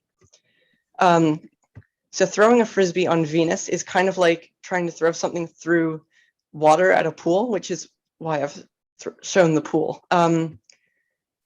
Except the pool is on fire and it's also inside a pressure cooker and it's a pool of acid. So Venus is always 475 degrees Celsius. This is only a little hotter than Mercury, but it hardly makes a difference. The difference is that the Frisbee wouldn't be so okay when flying. So now it's not the direct sunlight heating the Frisbee, but all the air around it. And as I mentioned, the air is almost as dense as being in a pool. So it's a little bit worse than a hot tub, should I say. Immediately after being thrown, the Frisbee would just begin to melt. So first it would just stop producing lift, and then it would stop flying. And then it would, stop being a Frisbee, and then it would actually evaporate because the boiling temperature for high density polyethylene is a frigid 360 degrees Celsius, which is 115 degrees colder than Venus. So before any of that actually happened, the sulfuric acid in the air would have begun to just dissolve the plastic. I'm really not promoting this well, am I? I just realized. So, with the effects of the acid and the temperature, the Frisbee would be totally destroyed. Well, we haven't even discussed the effect on the human body, let alone that's throwing the Frisbee. So I think we can imagine that just by looking at what happens to the Frisbee. No, you missed the part where they're wearing spacesuits. They're going to be really high-tech spacesuits. Right. Well, I should expect a high-tech Frisbee then too. Yes. Yeah, we might need to redesign the Frisbees. That's the follow-up presentation. Yeah. I want to see a high-tech Frisbee. How to survive in every planet as a high-tech Frisbee. All right, I need someone to work on that book. NASA project. Mike Overacker says, this is cool. I've been a member of the International Frisbee Association, the Professional Disc Golf Association, and the Freestyle Frisbee Players Association for decades. I've also been a member of the Ultimate Frisbee Players Association for decades, and I'm a master Frisbee player and played on the Disc Golf Pro Tour. I recommended that he ask you to give lectures to all of those groups. So. Could be sponsors. Yeah, absolutely. Well, I hope to see those guys playing Frisbee on the moon. Maybe some of them will go there one day. Right.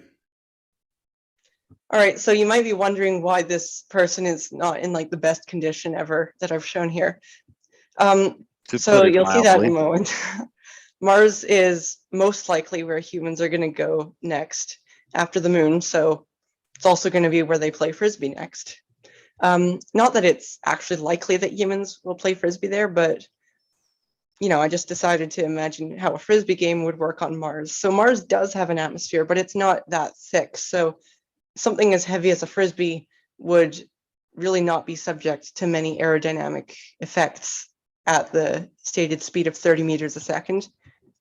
If it was thrown at 30 meters a second on Mars, it would only experience a minuscule 0.015 newtons of lift. That's nowhere near the 0.65 newtons needed to lift a Frisbee on Mars.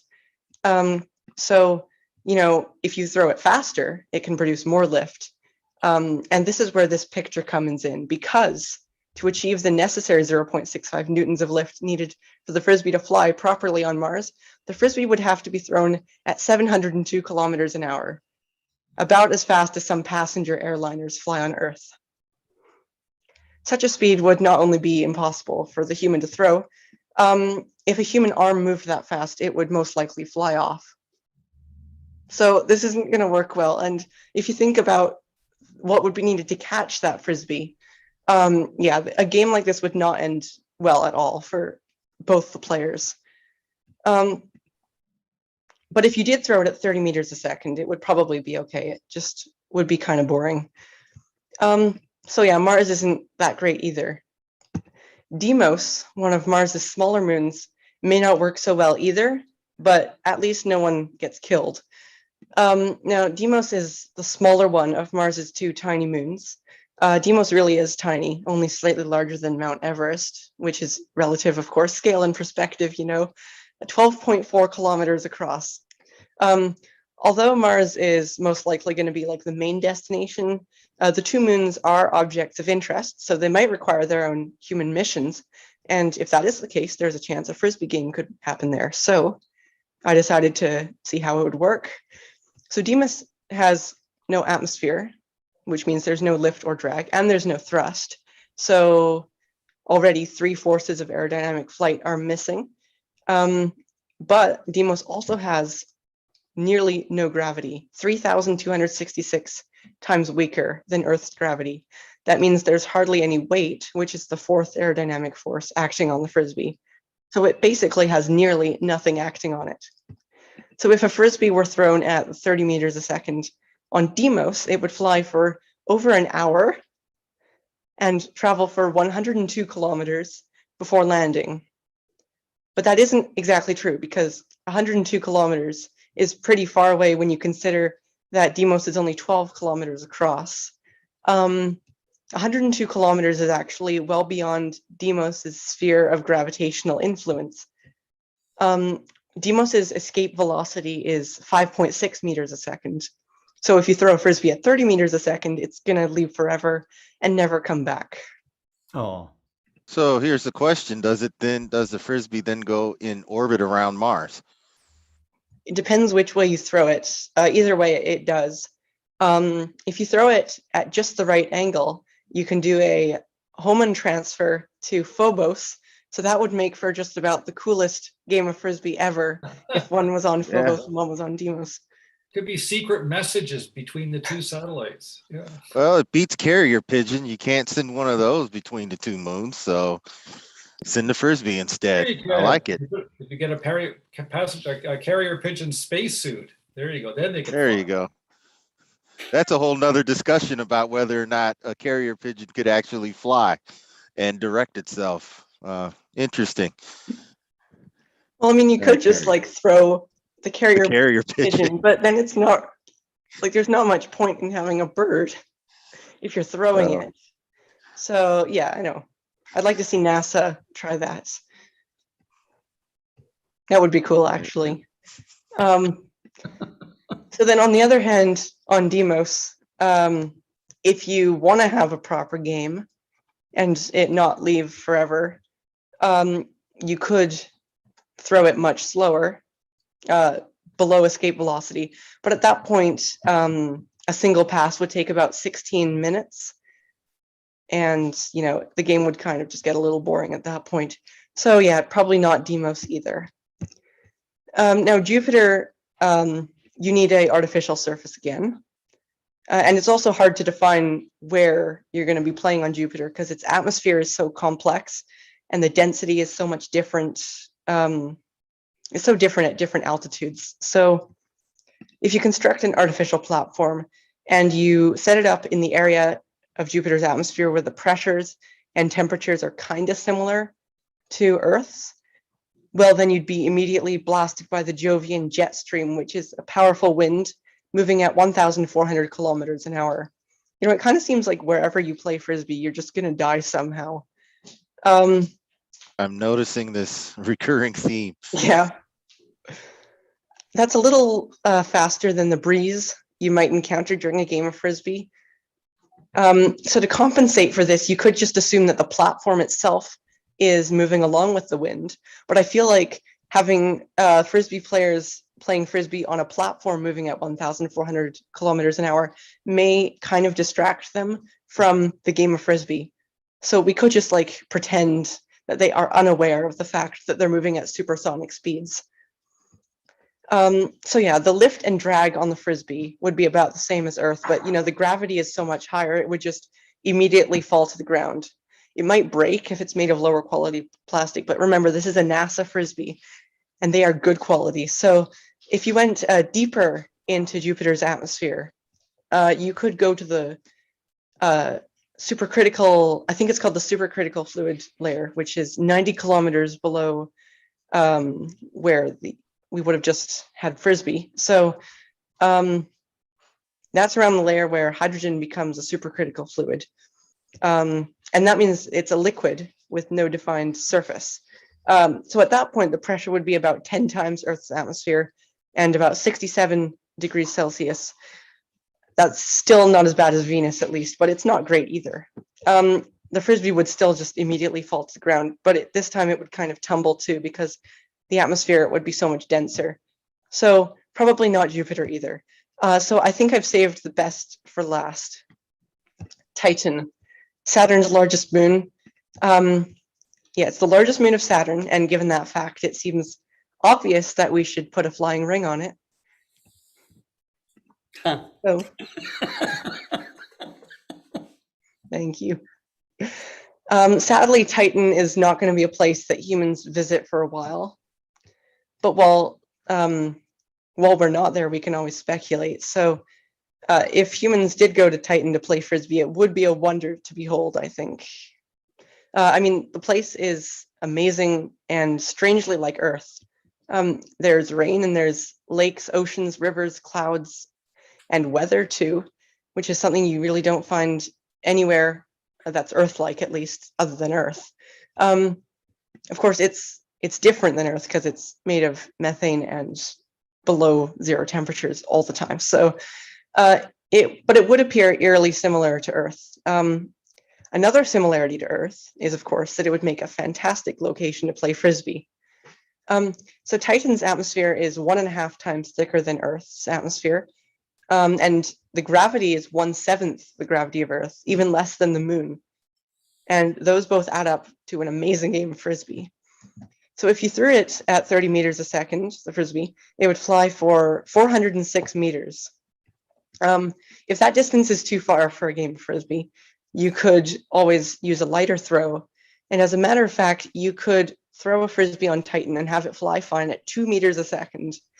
That's below jogging speed. So you could literally throw a Frisbee and then catch it, having overtaken it. And that's a really interesting thing that also I figured out. So, so Titan, other than the toxic atmosphere and the fact that it's methane and not water, and the freezing temperatures, and the overall distance from Earth, and the cost of getting there, and the dangerous outbound journey, and the technology to get back, and the decade-long travel time, it might be an even better place to play Frisbee than Earth.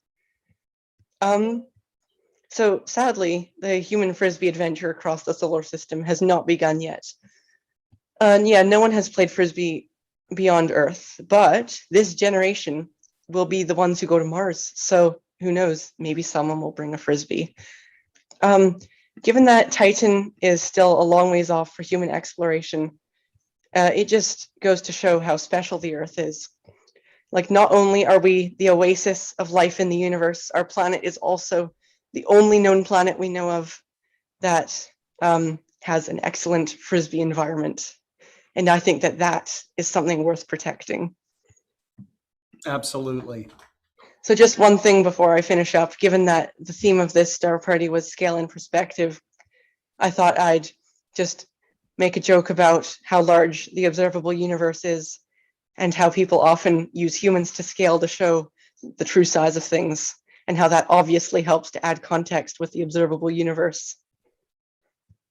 This is also a sneak peek of one of the cartoons because this isn't coming out for a while. So yeah, that's all. So thank you so much. That was wonderful. Yeah, If you really great. like these if you really like these thought experiments, like playing Frisbee on other planets, I'm currently posting these on my website, nerdanomaly.ca. And I also have an Instagram where I post these cartoons as well. So if you want, you can check that out. And if not, that's also fine. So thank you so much. Thank you Very again. well done. Yeah, that's really I'd great. love That to was see incredible. I'd love to see the follow on to this, going out to the ice giants, Pluto, and then some of the Kuiper Belt objects. See some carnage there. That would be fun to watch and to read as well. Very well done. It was really impressive the amount of research you put into this, and clearly, like the research and calculations were phenomenal. Like I'm just stunned by how much you put into this. It's great, and I do have to say, I read your blog after your last visit to the GSP, and it was fantastic to read. You're a very good writer, and the comics are fantastic. If you haven't visited nerdanomaly.ca, it's well worth your time. I got lost in looking at all the previous comics, and I just kept going back and back and back. And I think I still have to do some more. Well, thank you so much. One of the things about me is that I really like math, but I wouldn't say that I like math just for the sake of doing math and calculations on a piece of paper. Like, I like to think of like ways to apply it, even if they're ridiculous, like Frisbee on other planets. But I really like to think like that. Actually, I think that's pretty important because that makes the math make sense. Something like a game of Frisbee.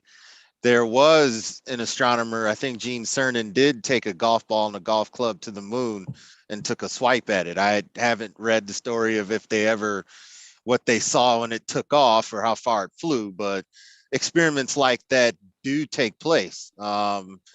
So I think the Frisbee is a wonderful idea. Frisbee's a safer experiment because if you sit there with a ball and a bat and everybody's watching on Earth and you throw the ball and you swing and you miss, it's awful. But throwing a Frisbee, you can't miss throwing a Frisbee, right? What's worse is lining the ball into your fellow astronomer and shattering the helmet, and everyone's watching. That's kind of like some of these other Frisbee examples. So yeah, you have to be more careful with some of these experiments to try to avoid the loss of human life. Yeah, in ultimate Frisbee, that might count as a foul. Just a foul. Just it might. A 2-minute penalty box for shattering someone's helmet. Absolutely. Sounds fair to me. There were several comments on YouTube about how wonderful your drawings and the way you're sketching out your ideas. It's just really nice, the visuals that you put in with it. It was really capturing. Oh yeah, the one about the person on Mars getting like their helmet shattered. That one, the ISS you could clearly see the capsule falling apart. I initially thought you were going to say something about Russians throwing it, but I'm glad you didn't go there. Yeah, it's been said already somewhere. No, the Venus, I'll show you a picture of the swimming pool instead. I thought that was really clever, especially the way you tied it together to the real discussion about Venus. I still would have wanted to see the whole Venus thing, but it would have been like most of the other planets. Someone's getting crushed or picture Raiders of the Lost Ark. When they opened the Ark, that's what he was trying to avoid. Oh yeah, and that guy's face melted. Yeah, everybody's face melts. Yeah, I'll leave that to the fan artists. Right. Yep. So Thank very, you. very good job. Relating that to people, I think that's really going to help down the line. Keep doing what you're doing. That's Bravo. right. Yeah, we look forward to having you back, Nathan. That's great, man. So up next is Sybella Burlingame. Sybella's been on our program a few times, and this time she's going to share some of her out-of-this-world astronomical toys. And so, Sybella? Yeah, so did my dad send you the video? Yes? You want me to play that now? Yeah, because I don't have it on my computer. Okay. But it's basically about all these cool space toys and Christmas gifts for any children or even adults. Yeah, some of them are from some old classic space movies or series, and then there's a bunch of Lego ones too. So they were really fun. Great. Do you want to, well, afterwards, after they watch this, I'm going to ask you a couple of questions. But let's get this rolling here. So here we go.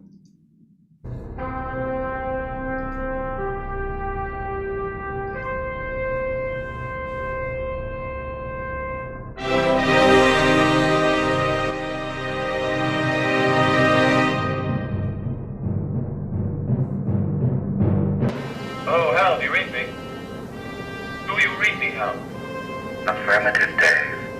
cannot reach you.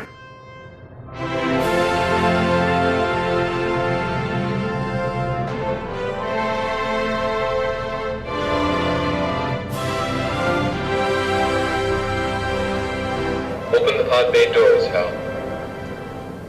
I'm sorry, Dave. I'm afraid I can't do that.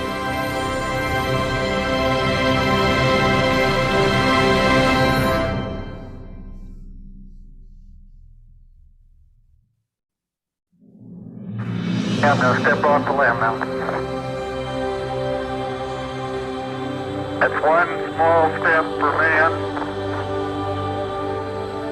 one giant leap for mankind.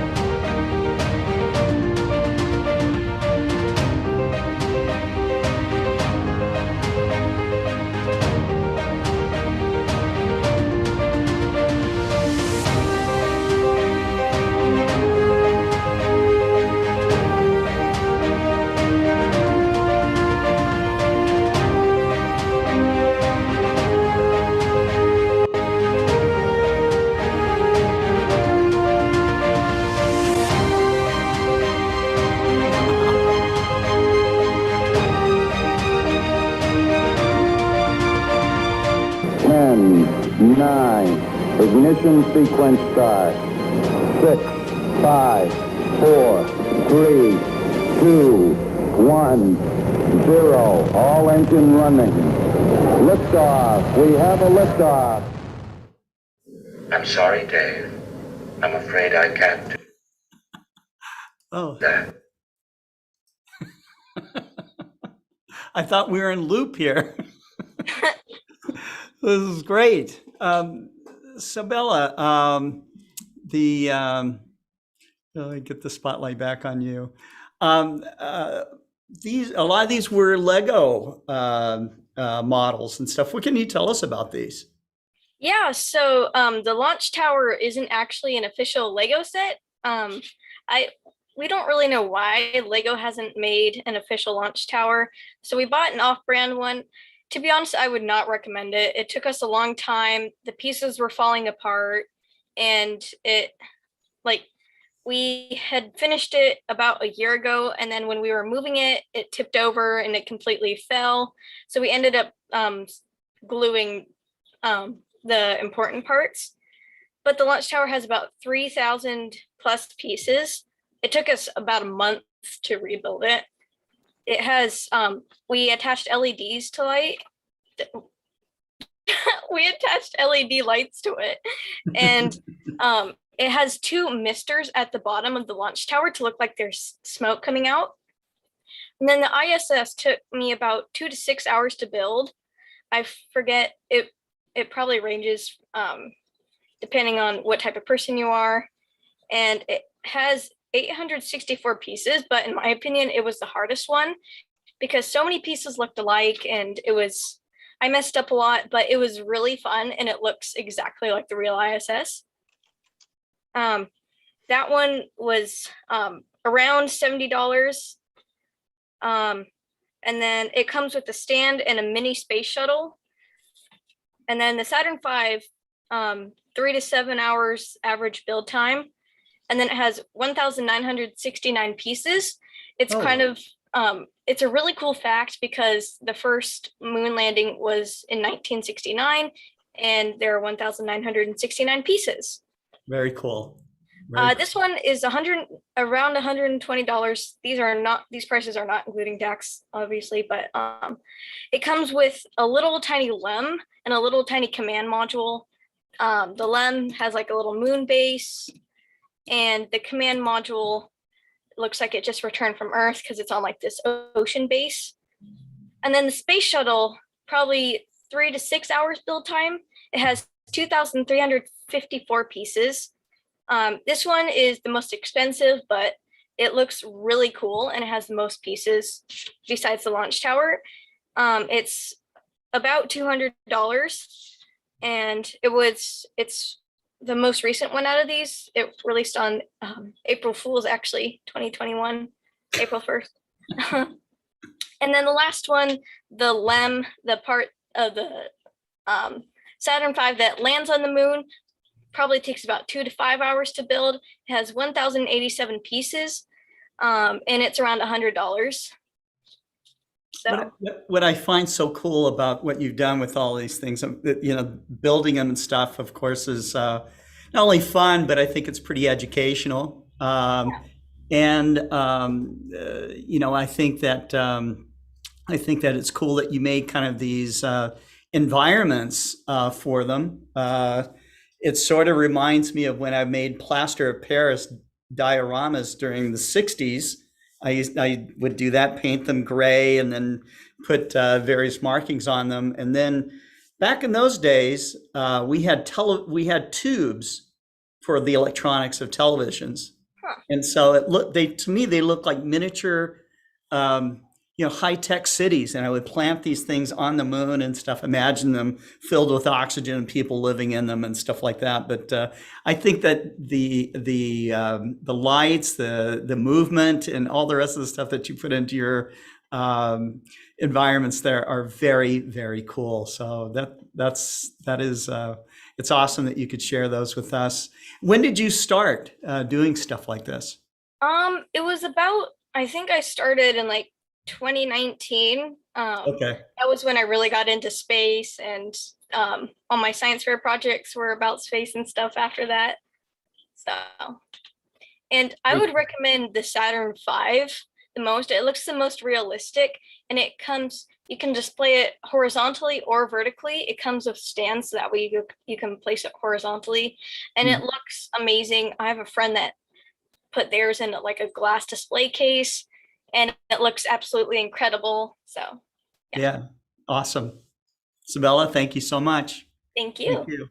Thanks for You sharing. mentioned that you were putting together these spacecraft models in a matter of hours. Like you put together the ISS in 6 hours. I don't think you realize how jealous or envious NASA must be, because they've been working on the ISS since the 1980s. Yeah. I don't think it's finished yet. So, Sybella, also, did you have any like behind the scenes? I mean, how did you make the video? Yeah, sure. Let me pull them up. Let's see here. My dad sent me them, but they were flipped. So here we go. Let me share my screen here. There we go. So here's me just standing behind the rocket, and our whole living room was a green screen. So it was a big process. Oh, and then this was most of the filmmaking. We had to put a green screen on top of it because we were shooting scenes from many different angles. And then we have some more here. This is the table that we displayed all the other Lego sets on. Right. And then this is what it looks like inside of the launch tower, where all the mist and steam is coming out of. I see. Yeah. And we put 2 misters under there because one wasn't enough. And then we actually put a turkey pan underneath the launch tower because there was water everywhere. But you can just go to the dollar store and there's turkey pans. Very cool. Very creative. And then, yeah, these are the big boxes. But all these sets are definitely worth it, except for, I don't think they sell the launch tower anymore, the brand that we got it from. But yeah, all these Lego sets here, I would definitely recommend. This is definitely not the Lego that I remember as a child. So yeah, the smaller ones, I would recommend. Oh, I would recommend for like kids. I don't know if you can see my mouse, but back here they're on a little turntable. Like yeah, we can see it.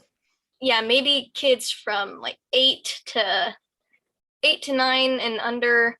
Probably those sets back there. They come in a little kit. They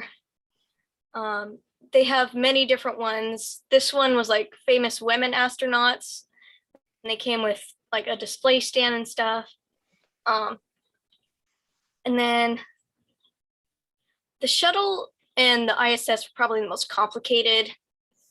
But the Hubbell actually came with the space shuttle, and the space shuttle, it's really cool because it opens up and you can actually fit the Hubbell inside. I don't think we have a picture of it, but it's absolutely incredible.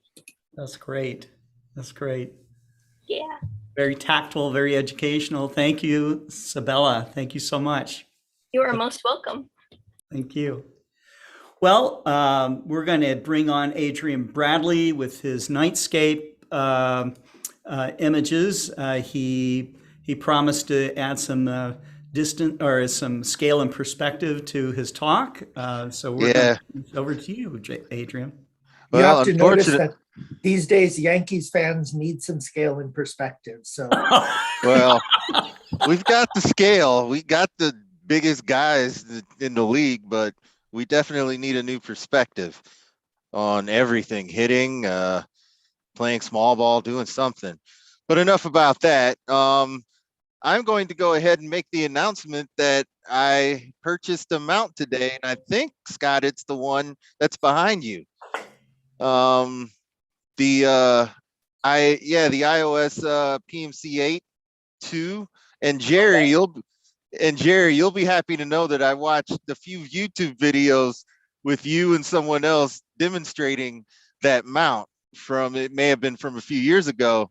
I was like, I know that guy, that's Jerry. And Yeah, showing him how to use the mount. So when it comes, I'll be asking you, Tyler, and all of you questions. But I think it's possible to change the tracking rate, which would be great because I'm going to change the tracking rate to half sidereal or whatever that number is, and see if I get a similar effect to what I've got with you mine can now. you can adjust the so then the ASCOM driver you can adjust or offset the tracking rate to whatever value you want. Basically, that allows you to do that.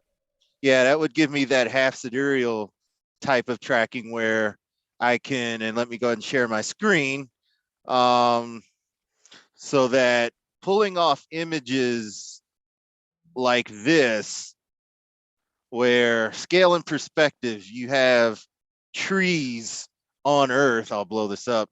You have trees on Earth, and you have the Orion Nebula barely fitting in between these blurred out trees, shooting this through trees and then starlight coming through. This was an example of an experiment that I tried using a similar setup to what I'm holding, just a camera and a big 600mm lens on top of that Star Adventurer. And it's an interesting shot because it's one you'll almost never see. Something from Earth and framing something from space inside two branches like that. There's more that can be done in that space. It's just something I have to consider and figure out how am I going to do it. But I remember seeing an Andromeda Galaxy rise, and it was framed, the galaxy was framed over a building or like a house in the country somewhere, and it inspired me to try out some sort of shot like that. And so another thing that I learned with the camera, it's possible to handhold a shot of planets and actually get rings. This is a handheld shot of Saturn, just aiming it at Saturn and taking a picture using similar settings that I would use to take the picture of the moon. I tried it with Jupiter, and I did my best. You can barely see some of the moons, and maybe some other inherent noise. I think this is a moon here. This is a handheld shot. It's just aim at Jupiter, fire, and I was able to pull that off. That, to me, that was one of those where, well, if the planets are so big, you can handheld shoot them with a camera, and it may not be the best picture of Jupiter or Saturn that you'll see, but it's one that I took with just the equipment holding in my hand and walking out of a bowling alley. So it's it can kind of blow your mind when you think about that. This is a 280 millimeter shot, and here you have the moon and you have Jupiter. Now it's interesting. It's an ordinary shot, but if you move into the moon, this is the X and the V that I happened to catch, and I didn't realize that they were. I was at a point where they'd be visible, and with the right camera, I'd zoom all the way in, and I still have some detail here. Oh yeah, look at that. So that's impressive in and of itself. That something 280,000 miles away, you can get this much detail, and yet here are some landing zones. And people always say, well, where are the flags? Well, they're too small. They're too small to see. We lunar orbiters finally found those flags, and they're orbiting much closer to the moon. My understanding is that even Hubbell, if it images and tries to zoom in, it can't resolve. The flags are less than a pixel. All of the human activity that's happened on the moon is not visible from typical instruments on Earth, but you can still get detail. And, well, here's Jupiter again. There's an equatorial band. You can kind of see it. It's faint, but you've got some detail that the planet's so big yet so far away that you can still pick up data from such a far away. And that to me is just something. You think about how big something is, and you may see it as a little dot from here, but it's a lot bigger than that. Earlier, this is prior to the lunar eclipse. I've got a crescent moon here, and I tried to expose for Venus because it's a bit of a blur, but I tried to get a phase. I think I would have done a little bit better job. I would have had a nice little crescent for Venus here, but it was close. It kind of looks like it if I zoom out this way. You kind of see the little bitty crescent here.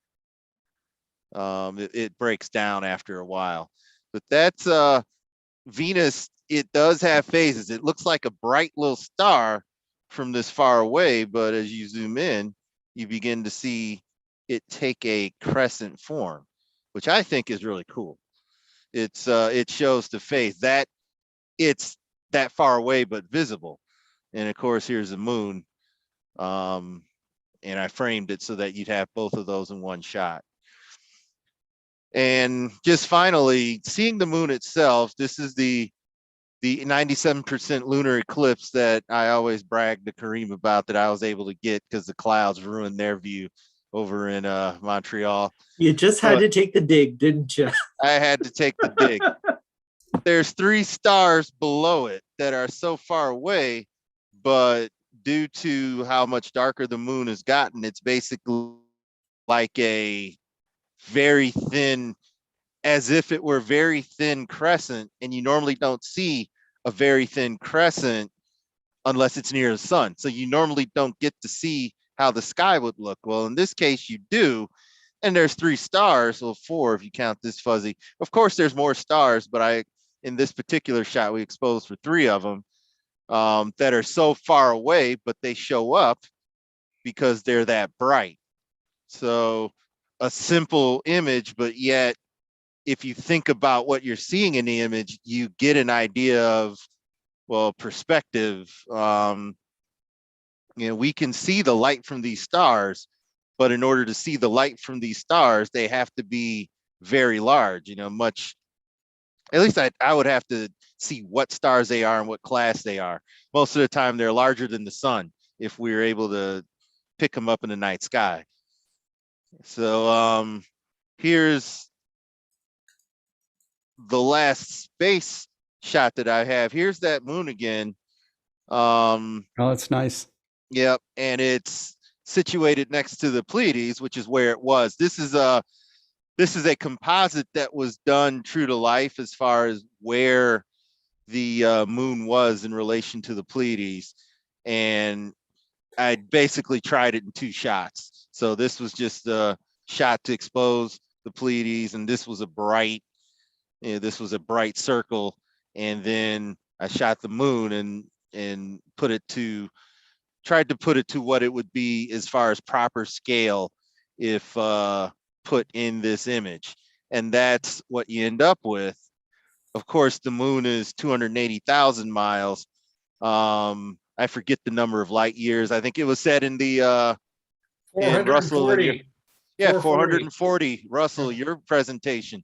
440 light years as opposed to what, 1 light second, I believe. So you have something that in our perspective looks like it would be the same size, but just one of these stars would dwarf not only the moon, but most of our solar system. So it's the same thing when we were looking at Mars and Antares a few years back, where the 2 were close by, and Antares was named as basically the arch rival to Mars. But if the 2 were to ever meet, Antares would make not only short work of Mars, but the rest of us.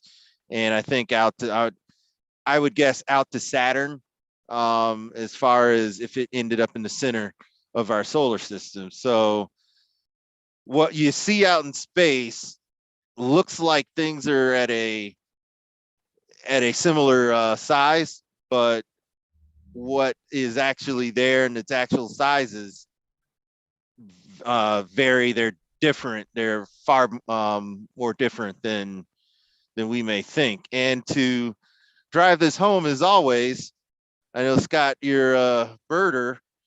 This was a zoomed in shot of a bald eagle that I saw. Yeah. But if you zoom in, I took another shot and I zoomed in, and this is what I saw. The bald eagle looking right at me. Oh, that's cool. It would fly away and I wouldn't be prepared to shoot it in flight, because I looked down and wanted to see if I could zoom in and see some eyes. That's but cool. Zoom all the way in, and they're nesting now in Arkansas. So yeah, they're nesting up here too in Michigan. So they're starting to get together. So as always, I end my photo with bird pictures. Not sure if I can tie them into scale and perspective. These are zoomed in, so they look a lot larger than they actually are. If you see the birds in flight, mother bald eagle that I took, a little closer. So because I was closer to this bald eagle, I got more detail of the bald eagle. The closer you are, the more detail you get. That's the challenge with astrophotography, is that these things are so far away, and yet they are so large, you can still get some detail. But imagine if you could fly closer and get even more detail of those images in space. Imagine what you might see that we just simply can't see on Earth. Adrian, if you do head out there, don't forget to take a Frisbee. And I'll take a Frisbee, and I'll let Nathan know what happens if you throw a Frisbee through the Horsehead Nebula. Right. But yeah, size and perspective. A seagull bullying a juvenile bald eagle. The eagle's looking back like, what do you want with me? And with that irreverent picture, I will end my presentation. Back to this image, when we say we're connected with the universe, these are the sort of images I try and take to show that connection. This is in the sky, but it's visible from Earth. This is all these trees represent where we are at Earth, and this is something that's visible to us. So it's interesting that even with the branches obscuring the sky, that you still see stars through them. Yeah, there you can see that. The starlight, you expose for it long enough, starlight just pushes through it, just like it pushes through clouds. And part of it is the branches are blurred, so the focus is actually on the sky. Right. And yeah, the starlight comes through it as well. So it is interesting. So excellent. Thank you. That's Adrian. my presentation. And I'm looking forward to that IXOS PCM8 mount to see what I can do with that. All right. Well, we'll help you get it all dialed in as you start setting that up. Adrian, thank you so much, man. Okay, so we are going to take a 10-minute break. So it's time to get that sandwich, cup of coffee, stretch your legs, and we're going to come back with more Global Star Party. Thanks, Scott. This has been fun. Yep, it is. I'm going to get a full debrief from my father now. He's waiting on the phone. So. Oh, excellent. Find out if he, well, actually the question is going to be if he talks to you about your presentation or everything but. Oh, yeah. Yeah, maybe. Well, thanks, Scott. Thanks, Karim. See you later, Russell. Yeah, take it easy. See you, Russell. See you Saturday. Yeah, see you Saturday. Thanks, Adrian. That was a great show. Thank you. Bird work too. And thanks. Yeah.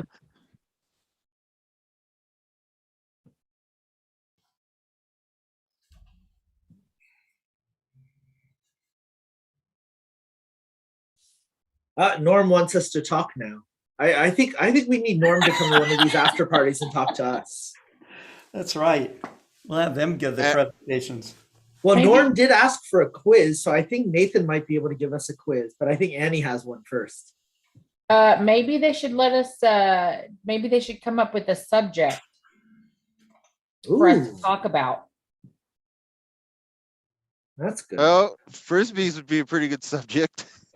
Whether the Rangers overpaid, whether the Yankees lucked out on not getting the contracts, or whether the Jays are doing a good job with their pitching staff. I'm going to go get coffee now while y'all discuss that. I had to tease Adrian because the last time he was because I mean he's a Michigan boy. He's a Michigan boy and he's rooting for New York. I fell into the Yankees due to a good friend of mine named Alfred. I talked to him today. I've been to Yankee Stadium a couple times, and I would follow him when they'd come to Detroit. So you can blame Don Mattingly for hustling after every single ball. He didn't catch his single one, but I go, that's how baseball ought to be played. Then came the 97 team, which just pummeled the Tigers. Bernie hit one under the Yes. I have to be very careful here because, I mean, in Canada, we talk hockey. And Nathan's Vancouver team that's closest to him just beat the Canadians. So, you know, I have to keep steering the conversation away from, you know, anything that might remotely come to hockey. I was sure his next presentation was going to be hockey on all the planets and, you know, pointing out how the Canadians would lose every time.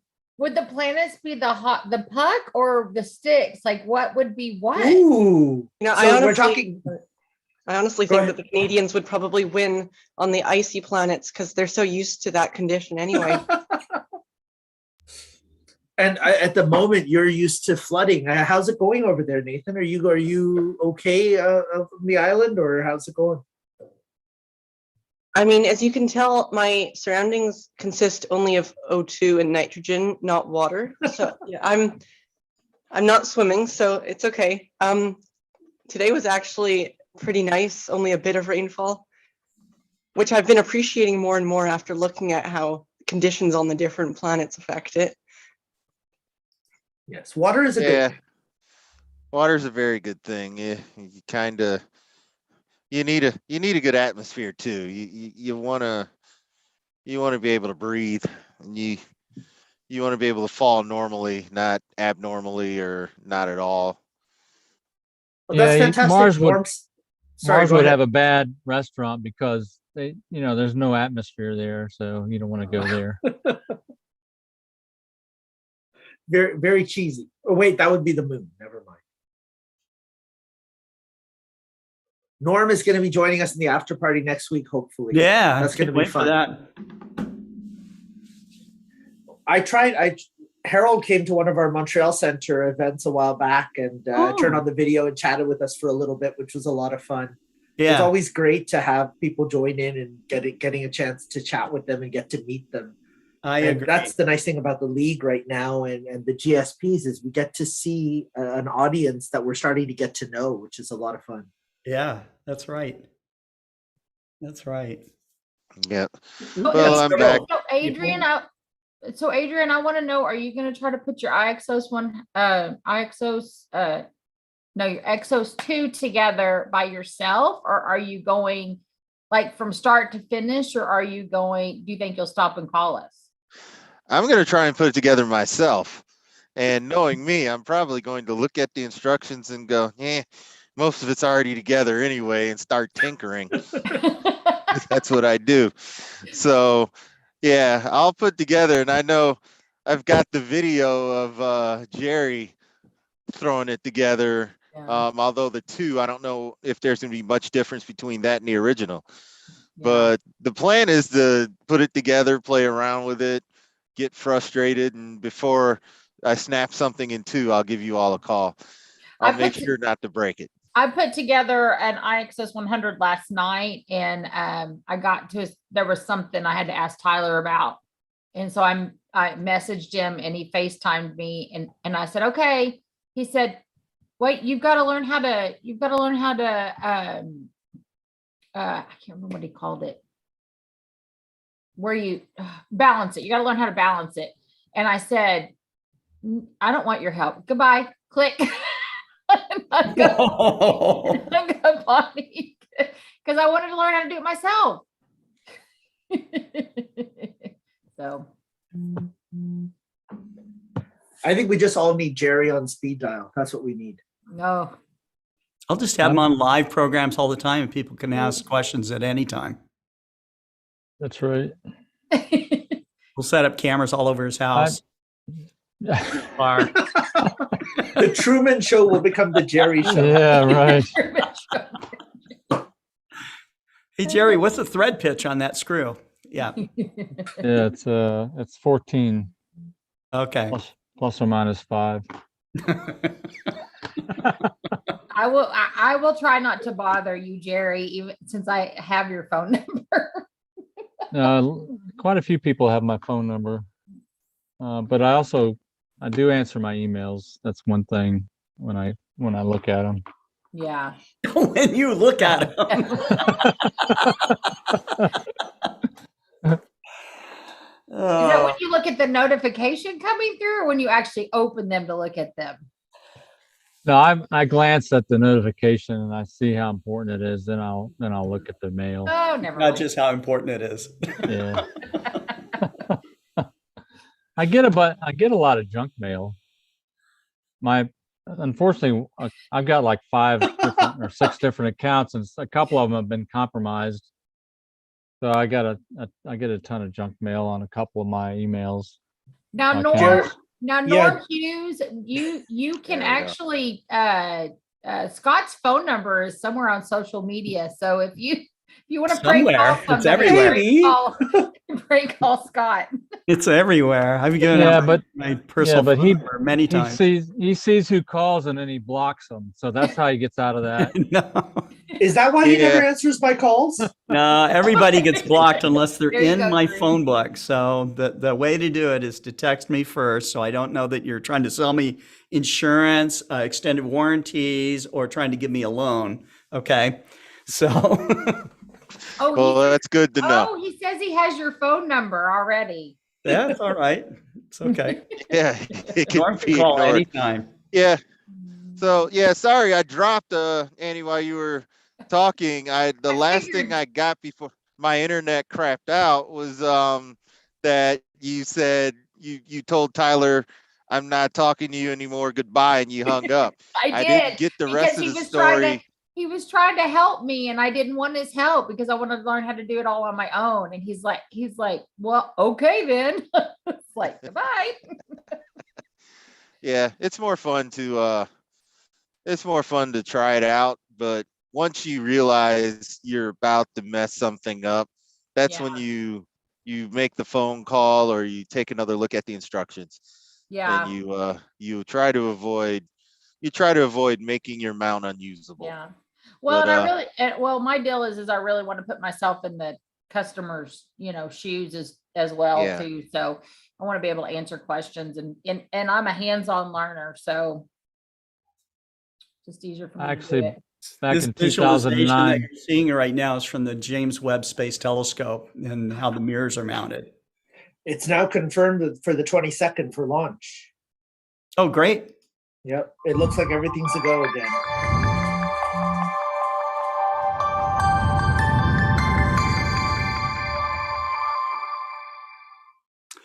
Okay, well, we're back. I don't think we actually ever left, but we are. No, we didn't. Hopefully, you had a couple of minutes to take a break, and we are missing a couple of people from Global Star Party tonight. Tyler Bowman was not able to make it, and Nico was not feeling very well, so we let him get some rest there. So up next is Jerry Hubbell, live from the Mark Slade Remote Observatory. Jerry? oh, I didn't realize I was coming on so soon. Yeah. You forget it's 24/7 Jerry. Right, that's right. That's right. The And we are Jerry running a train. little bit behind here too, so we got some Yeah, people so back we up. gained some time. So yeah, I'm on the observatory right now. I'm doing some asteroid work right now. Let me go ahead and share my share the observatory desktop here.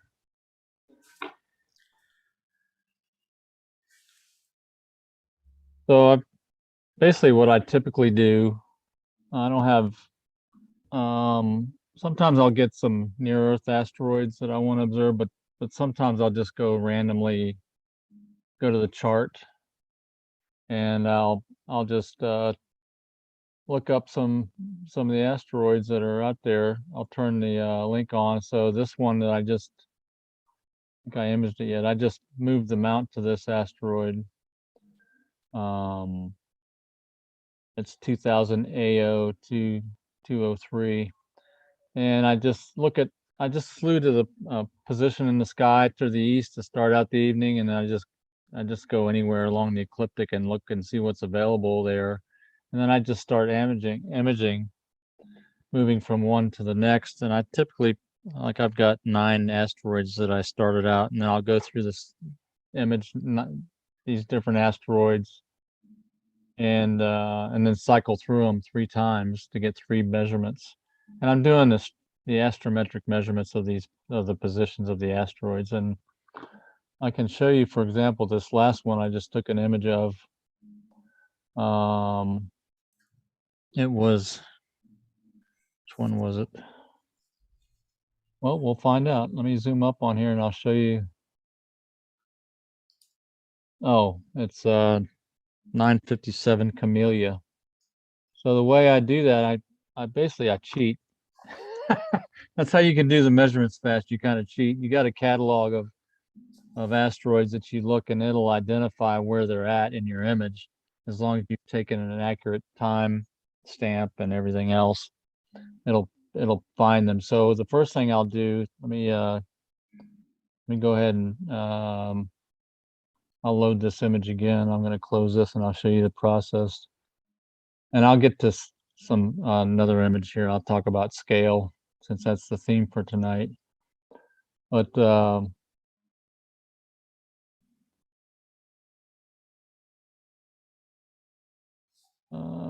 let's see. So the first thing I'll do is I'll load the image, and then I'll go to I'll do the astrometric plate solve. This is a program I'm using called Astrometrica.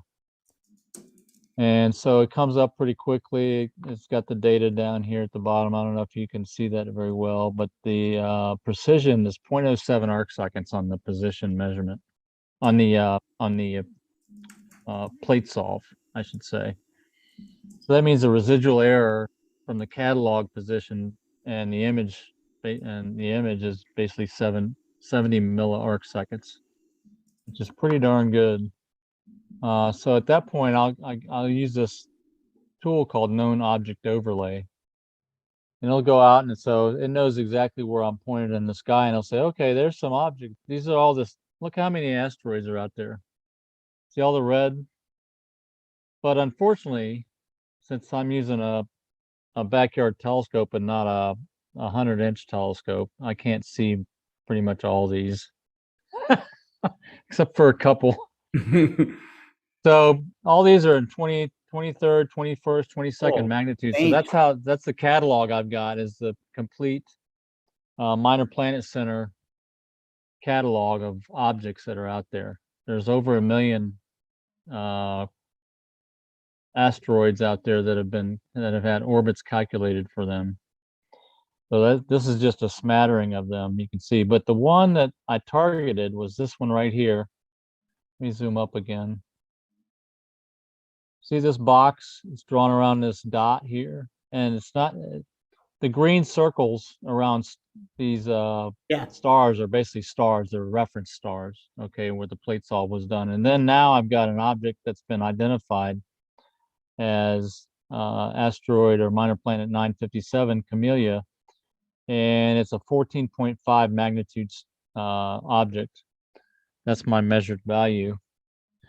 So that's pretty good. I mean, 14.5 magnitude is pretty dim. And this is with just a 60-second exposure. And so I've got this little button here that says, okay, I've selected that object, identify it. And it comes up and says, yep, this is it. This is the one you picked, Camellia. You can see the error in the position is basically 0 from the calculated position. And so I say, okay, good. So then I'll accept that. And it'll draw it and identify that as a target that I stored in the report that I'm creating as I collect this data. It keeps it in a file. So that's really nice to have. Let me show you that file real quick. So can you see that? I don't know if I can zoom up on it. No, we can see it. We can see it. It looks a little small. Yep, it's not small for me. Just looks like a lot of numbers. Yeah, it is. It's a bunch of numbers. So let me go to this asteroid that I just measured. So it's this one right here, 967. Okay. And it's got the right ascension and declination coordinate position and the estimated magnitude. So that's the report. And once I collect all this data, then I'll ship it off to the Minor Planet Center. So that was just that's what I'm doing tonight at the observatory. So I'm observing objects that are let me think if I can say this right.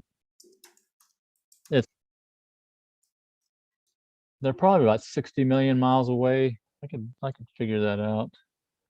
I could look up this object on Google and find out. Actually, I can do this on the chart. The chart will tell me. So I think that's Camellia. That's a different one. So for example, this other one I was imaging, it was, see how far away it is here. 1.3 astronomical units. So a lot of these are around 100 million miles away. Okay. And this one, let's see, how big is it? I think this tells me. I think I've got to go to Google to find out how big this asteroid is. They're not very big. I can tell you that. They're 10 to 20 kilometers in diameter. All right, so think about it. You can see an object that's 10 kilometers in diameter 100 million miles away. Yeah. So that gives you a sense of scale. Yes, that's right. So that's kind of cool that you can detect the light. That's how dim it, how small it is out there, out in the middle of nowhere. Let me ask you another question. Is it possible for an amateur to measure the diameter or any feature, width or dimension or to determine mass? Well, so the asteroids, a lot of them, you have to determine what type of asteroid it is, okay, to determine the albedo. So the albedo is basically what percentage of light gets reflected off the asteroid or the minor planet. The moon has an albedo, I believe it's around 5%. So as bright as the moon looks, it still only reflects 5% of the light that gets hit on it back to us. So the albedo on the minor planet would give you an idea. Okay, if it's this distance, you know where the orbit is. If it's this distance, then it should be this bright. Okay, or alternatively, if it's this bright, and you assume it's a certain material, then you can say, oh, it calculates out to be this distance. So there's a relationship there between the albedo, the brightness of the object, and the distance, and that's one thing you can determine. Okay. You can determine if you do a light curve, if you do a time series of measurements, you can determine the rotation rate of the minor planet also, which is kind of cool. There's a minor planet bulletin is a great resource for that. Let me see if I can bring up one real quick to show you what a light curve looks like.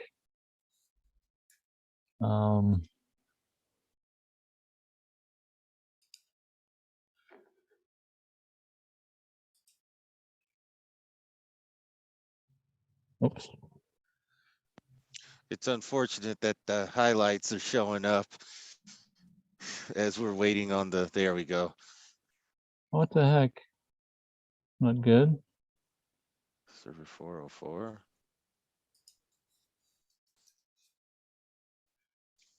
This is an example one probably here. Let's see if it loads it.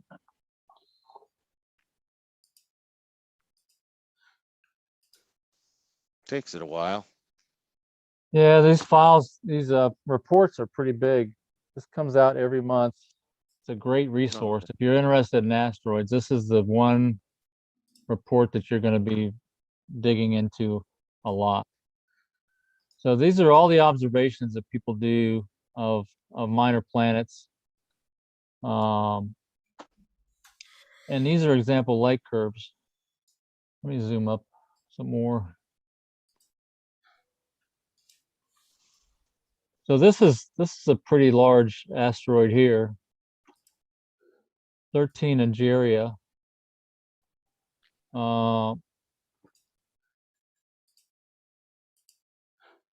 So basically, this is a repeating pattern. Think about asteroids as like they're bricks. Okay, they're shaped kind of like, in general terms, they're shaped like bricks. Okay, so let's say you're rotating around the short axis is up and the brick is in your hand, and you're rotating it around. So you'll see in one rotation you'll see two short sides and two long sides, right?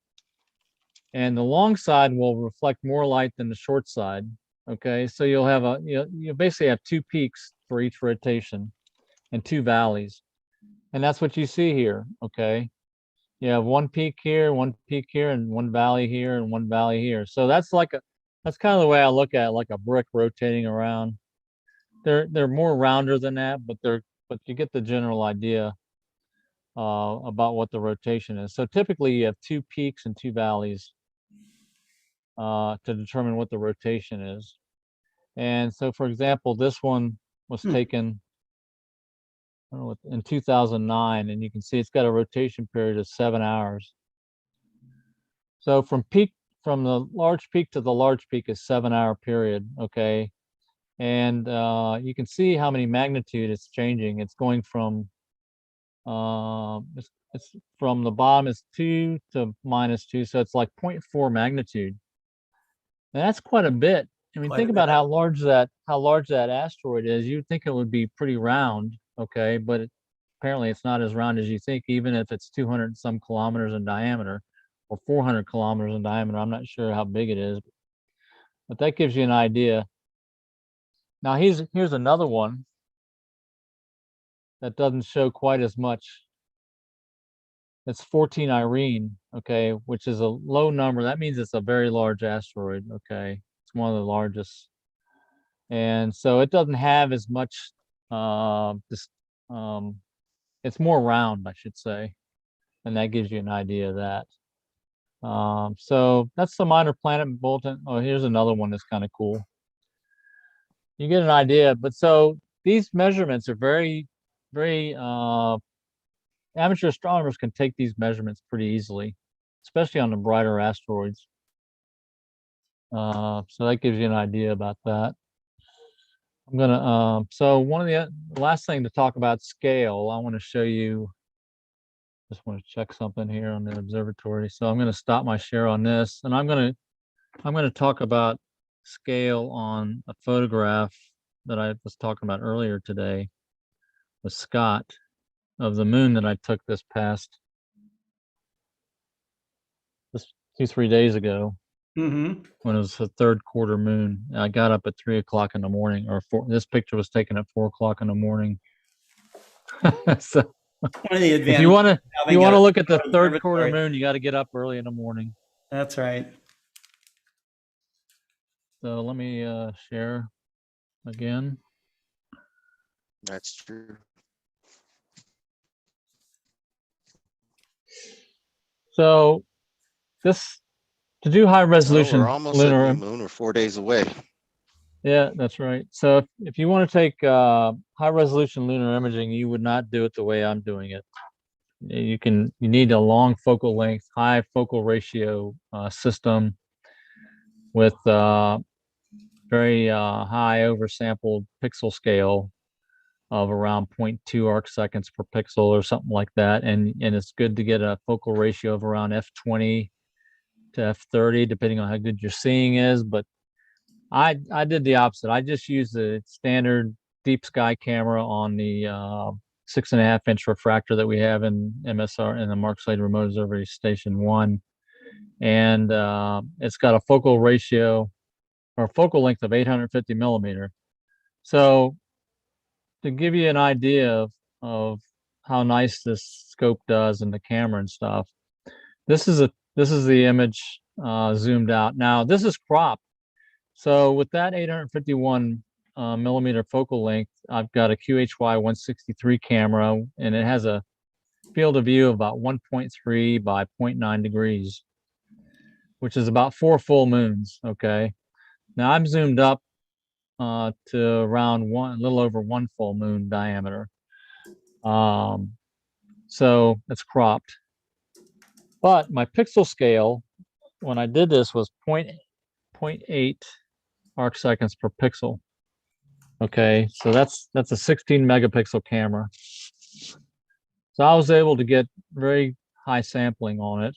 Not as good as what you want when you went super high resolution, but with a deep sky camera, 850 millimeter focal length, it's pretty good. So as a sense of scale, I'm going to start zooming in, okay, to show you what kind of resolution you can get. Now, this isn't the highest resolution one picture of the moon, the third quarter moon I've taken. I've got another one that I took last year, which is a little better. But so I start zooming in, and you start to see smaller craters around here. And I'll tell you, and so you can zoom in a little bit more. So that's Copernicus. I just zoomed in on. All right. And so think about your neighborhood and your town and your city that you live around and how big it is and how far it is between places that you live. And so the resolution on this image is for this crater, for example.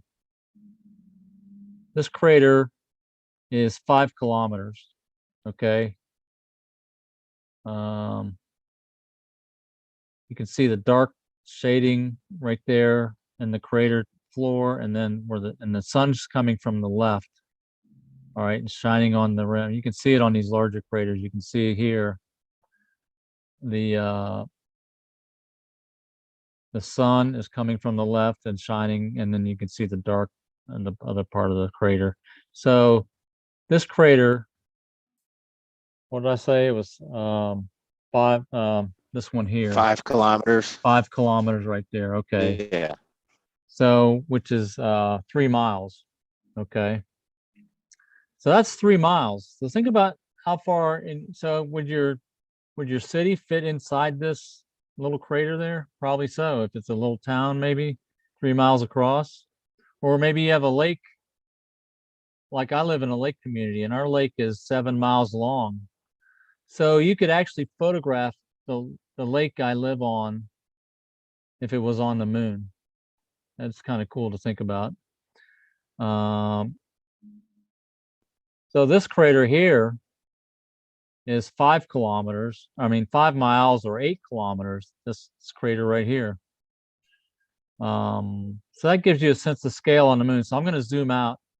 So the resolution on this picture is around 3 to 5 kilometers, depending on what the object is. There's other features on here.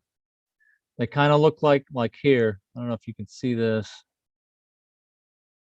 That's actually a crater, but it's kind of a smudgy thing. That's about the limit. You can tell there's a crater there, and if I brought up a chart, we could find it pretty easily. But that gives you an idea. So I'm going to zoom out. So the resolution on this is so if I sent you my there may be a delay with my internet. If I sent you a 61 megapixel camera, would you resolve it, or would it still be a little faint based on the aperture of your scope? Well, so there's half of it. Part of it is your scope. Okay, what's your limiting? What's your what's it called? Your diffraction limit on your scope.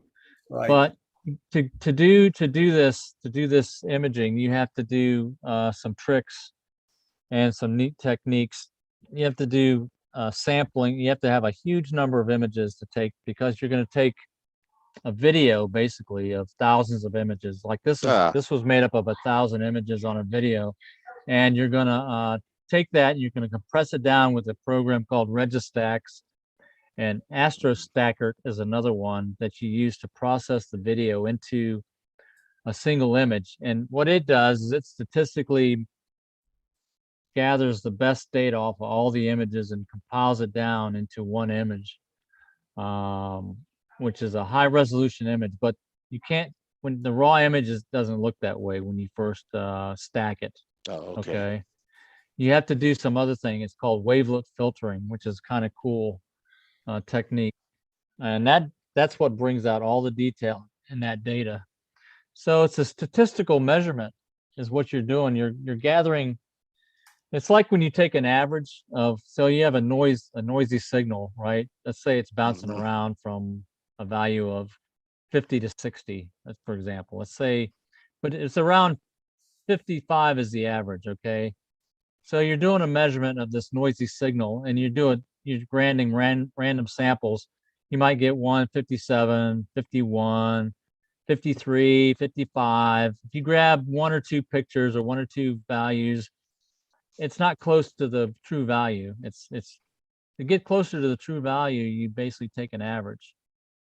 Now I'm simplifying this to what the Registax actually does. I'm just giving this as an example of how you get a higher precision value through statistics. Right. And you take a bunch of samples, and then you know what the variation or what the sounds like a standard deviation is of the values, right? And then you get a value that's you get an accurate value 55 plus or minus 1, where you think that's what the true value is. It's within that. So that's kind of what the wavelet, what the what the Registax is doing, it's stacking all this data and say, okay, what's the true value of that pixel? I'm simplifying it. I don't know exactly how that stuff works, but this is in my mind, this is how I think about it. So you look at each pixel and you're moving around, but you're getting a good average of what that pixel is, right? And so then you get that value, then you start to bring out, you start to stretch it so that you can bring out all the detail, and that's what you're doing here. So I just wanted to point out a couple things for the details. So look, this is crater Tycho right here. That's the peak inside the crater, and you can see the shadow of the peak right there. And you can actually do measurements to calculate the heights of different mountain peaks and things like that, and I've demonstrated that on previous episodes. Yeah, it looks really dramatic, you know, when you look at it. Is, it's pretty cool. So you think about all the math and all the programs that go together to help you just to take you that next step to get this level of detail at this scale, right? So this is a very close scale, and this isn't even the best photograph I've taken. Oh, let me show you real quick. I can show you. Well, I can't zoom in up on that. I'll show it. Maybe I'll show it a little bit later. But this just gives you an idea of the scale of the imaging you can take if you get your system set up correctly. You can see a wide view, 1.5 degree field of view down to you're just few arc seconds. A few arc seconds.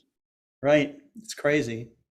So, and the software to analyze all this stuff. I mean, you're talking about, you know, multi-million-dollar development. And years and years and years of engineer, you know, software development and engineering to get to this point, so that an amateur astronomer can download the software for free. That's right. No, exactly, and take advantage of it. And it's amazing. And you're also a sense of scale.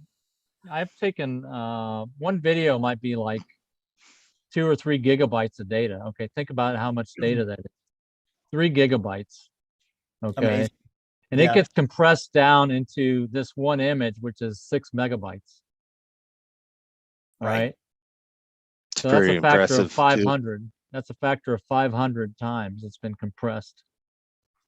But it's been brought to life, right? So you compress all this data, this video data, which looks blurry and it's moving around, and it gets down into this real solid still image that gives you a huge amount of detail, it's really cool. I just like wavelet filtering is the most awesome thing. If you haven't done it, you got to try it out with the video, and it just blows you away. Difference between an unprocessed and a processed image. Right. Great. Thank you, Jerry. And for those of you, it's MSRO Science, right? Is the right MSRO Science. Remote, so .org. MSROscience.org. So if you really want to get involved with some more of the science of astronomy, this is the place to go. A great training ground, you know, especially if you aspire to do pro-am type projects in the future, you know. Right. So, wonderful. All right. Thank you very Scott. much, Jerry. Thanks, man. Thanks, Scott. All right, so we are going to bring on Annie Scarborough. Annie works in customer service at Explore Scientific. She also manages our Explore Alliance membership program, and she has been learning about astronomy since she got here. So and telescopes. So Annie, I'm going to turn this over to you. Thanks, Scott. So yeah, my journey has been a little bit of a whirlwind of a ride. I had never touched a telescope in my life when I started working at Explore Scientific. I just started off as a data entry clerk, and then I got offered a CSR job, and it literally sounded like I was listening to Charlie Brown's mother speak when Wah, wah, wah, wah. yes, yeah. Whenever I was told to sit at a desk and answer phones, so I was like, oh gosh. Right. But I've had great, and I still have great people to teach me and to stretch me and grow me, and so it's been really good. But one of the things I've done is I've started, last week I talked about incorporating that with my kid. And so we now have a new PMC8 system. And so I've never dealt with a tracking system. It's very interesting to even think about that you can slew something to an object in the sky and it knows that the earth is moving and that, and track that. It's amazing to me. So and I'm a hands-on learner, so I wanted to learn from the ground up astrophotography. That is my goal, is to learn it from the very big, from old school to eventually attaching it to a telescope, using a slewing mount and all that stuff. So Sure. I've done a little bit of astrophotography on just a Manfrotto mount. I have a little Canon Rebel T5i is what I have, is my good camera. And then I have a Rebel XS, which is from like 2007, I think. It's really, really old. And so I started putting that on a mount and just playing around with it outside and learning about, you need to put your equipment outside, let it cool down, especially with it getting winter and things like that. And so I finally have upgraded to a GOTO system. So yeah, so I put it together last night. I had, being in customer service, you would have think that I had put one together from unboxing it to setting it up, and I had never done that. And so Tyler was telling me to take one home from the showroom, and I said, nope, I want to take it out of a box and I want to put it together. And so that I want to know the in and outs of it. And so that's what I did. So I'm going to show that. I just got my computer back, so bear with me while I try to share my screen, because it's I'm still I actually accidentally turned it off earlier when I had logged on, and then I was like, I hit the button. I was like, oh gosh. So I'm still learning. It was in the shop for a little bit, and so that's working now. I think this is right. Okay. All right. So this my plan is to start blogging what I'm doing, just because as a single mom and a mom with a little kid, it's I want to be able to leave this behind, but give other people tips and tricks with children and what it's like to be able to start from at the age I'm at. I'm 43. At 43, never touched a telescope, and to touch one, you can learn how to do this stuff, and so pick up new hobbies, and it's great. So my goal is to eventually be able to blog everything and just kind of talk about all the things I've been through. So and then I don't know how to, oh, there we go. Okay. So this is me unboxing it. These are all the boxes that come in a PMC8. They're all on the left. And yes, this is an empty box, which I thought was absolutely hilarious, but it's so stuff doesn't move around. I didn't even know we had that in a box. I didn't know they were labeled that way when they came out either. No, I did that. Yeah, the lettering's so crisp and clear. I know, It's isn't it actually amazing? better than the boxes themselves. Yes. And obviously I have a TV remote there because any girl needs to watch Christmas movies while putting together PMC8. Just saying. Okay. Yeah.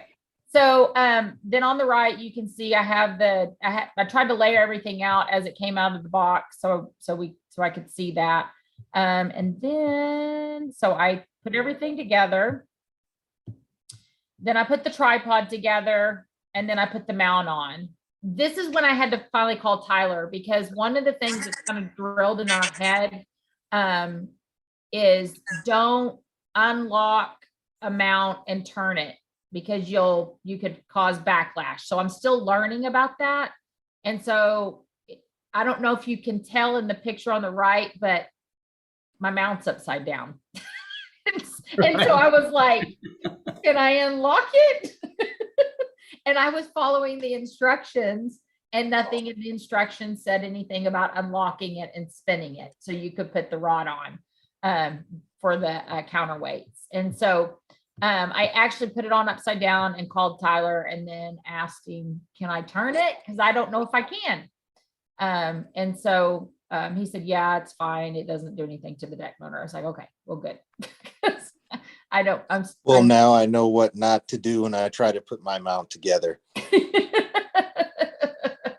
So once I got everything on there, that's when Tyler he said that's whenever I had that conversation with him about, hey, you got to balance it. And I wanted to learn how to do it by myself. And I was like, nope, goodbye, and got off the phone with him. So everything's put together, flipped around the way it's supposed to be.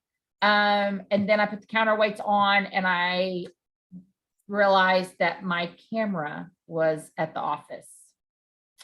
So I couldn't balance it with my camera. So I wanted to learn how to balance it correctly. So I decided, I guess I'm going to use a telescope, which is not what I really wanted to do, but it's the idea of learning how to do it. And so I grabbed my ED80, you can see it in the background over there on my Mazo 1, and I put it on my mount and started balancing it. And obviously it was too heavy because of my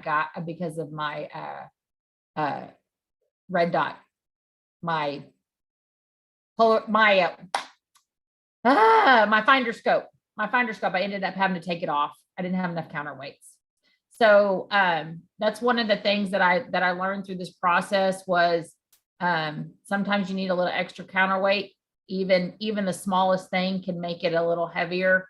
And so anyway, so I followed the instructions, balanced it out, got my telescope all on there, and it's ready to go for me to start hooking it up to a computer and or my iPad. And so and I left it at that point because I know a lot of people want to like throw one together and then make sure it's start playing with it right then and there. But I'm a little different in the fact that I want to try to take it at a slow pace and try to figure out every intricate thing about it. And so, and my goal is to actually have a camera on there right now instead of a telescope. So I just left it. And so it's still sitting there in my living room. So that's the beginning of my journey. That's the beginning of my journey with my telescope and what's going on with it. And so yeah. Okay. Yeah. Well, I appreciate that. We'll see where you get to next. Yeah, So I'm excited. I'm excited to start doing the software side of it because we get a lot of questions about the software side of it. In fact, there's a common question that we have, and I finally was like, I just want to learn how to do this, and so I went and grabbed our Exos 2 and drug it over to my desk. But then we found out that I don't have Wi-Fi capabilities on my computer. So okay. So I got nowhere fast, really quick. Well, very soon when we have the new Explorer Stars, you'll be able to run it from your phone. So yes. Yeah, that's coming. So, but it's nice to learn how because we had a customer the other day that reached out to us and said, I bought a PMC8 in 2019 and I just now opened it. So to have to go all the way back and have to figure out, okay, what was the software then? What do you need to do? What, it's nice to have conversation, it's nice to have that knowledge from the, ground up. So in fact, Tyler figured out I'm going to have to drift a line. I'm going to have to learn how to drift a line, my mount. I'm not going to be able to, I can't see the North Star from my house. So. Right. Okay. All right. We'll have to, there are tricks to to doing that. And a drift alignment is definitely one of them. And it's something you should definitely learn how to do. So Yeah. it's not as difficult as you might think. So Well, it's fun learning. It's fun learning the process, doing all that. So it's been really good. It's been really good. So, and I'm glad you're coming on. And I mean, it's incredible. You're taking the initiative to create a blog and all of that stuff. You know, most beginners don't start blogging about their astronomy experience right off the top. You know, they wait until they're quite good at what they're doing. So yeah, but I think it's important. So Andy, thank you. Well, you know, and I think it's important for, you know, even when people call in for us to say, I don't know the answer to that question. Let me play around with it. Let me figure it out. I'm in the same boat you're in. Let me, you know, and try to recreate what's going on with them. And so, and that's what started my whole process with everything was, you know, we have a lot of people that are in astrophotography that ask questions. I can tell you how to set up an image train, never done it. And so I thought, well, that's ridiculous. I actually need to do it. And so that was the beginning spark of me trying to figure out what was the next move. And so I taught myself regular photography, and I thought, well, I kind of want to learn from the ground up. Photography. Yeah. Yep. That's awesome. So great. Annie, thank you so much. Thanks for taking your time tonight. Yep. Thank you. All right.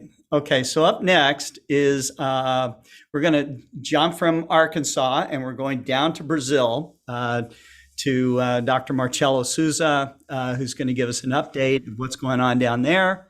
Marcello, it's great to have you back on again for Global Star Party. Your group, Young Stars of Tomorrow, is still progressing quite well, and we are getting close to publishing the next Skies Up magazine.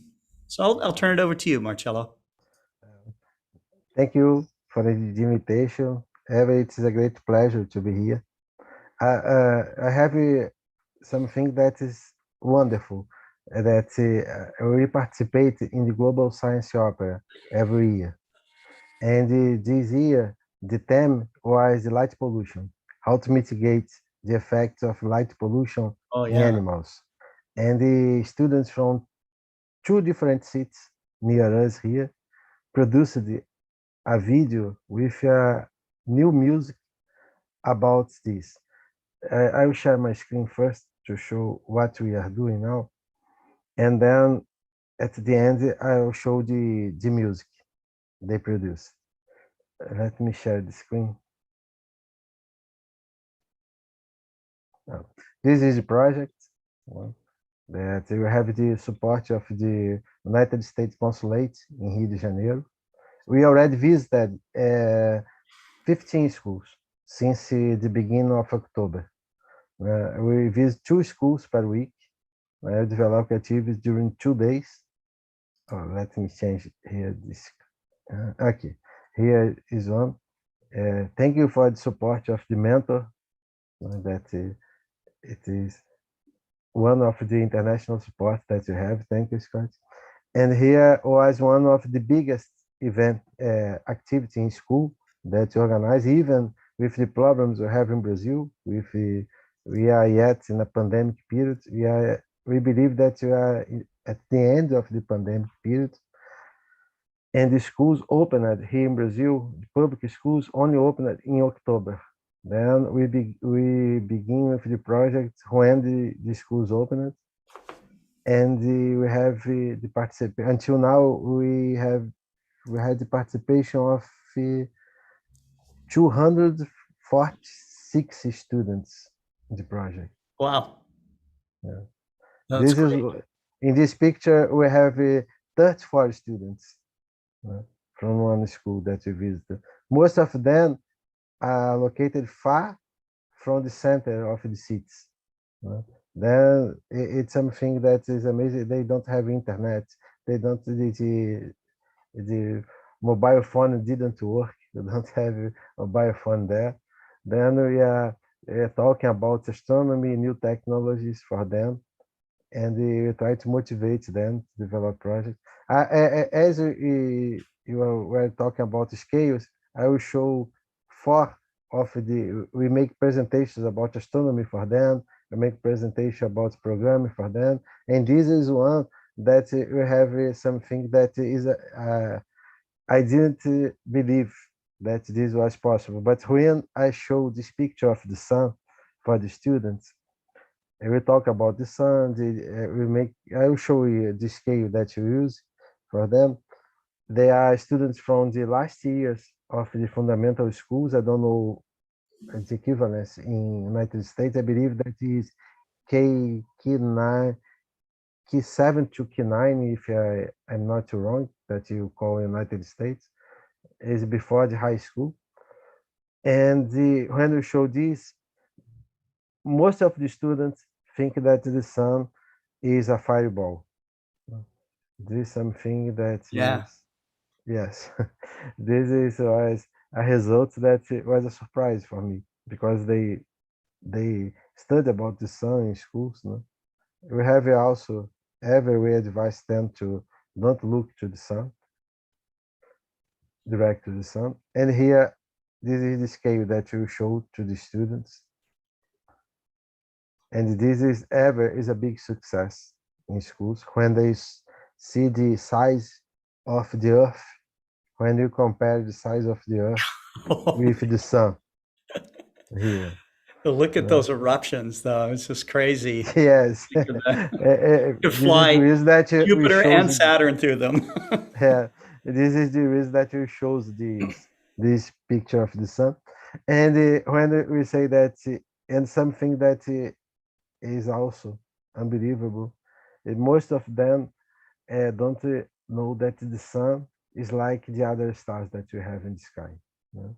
Then we try to show them to compare the size of the sun with some of the stars that have names and that are easy to find in the sky. We used images of that make this, that we can compare, that it is available everywhere, but we make on this. This is the most.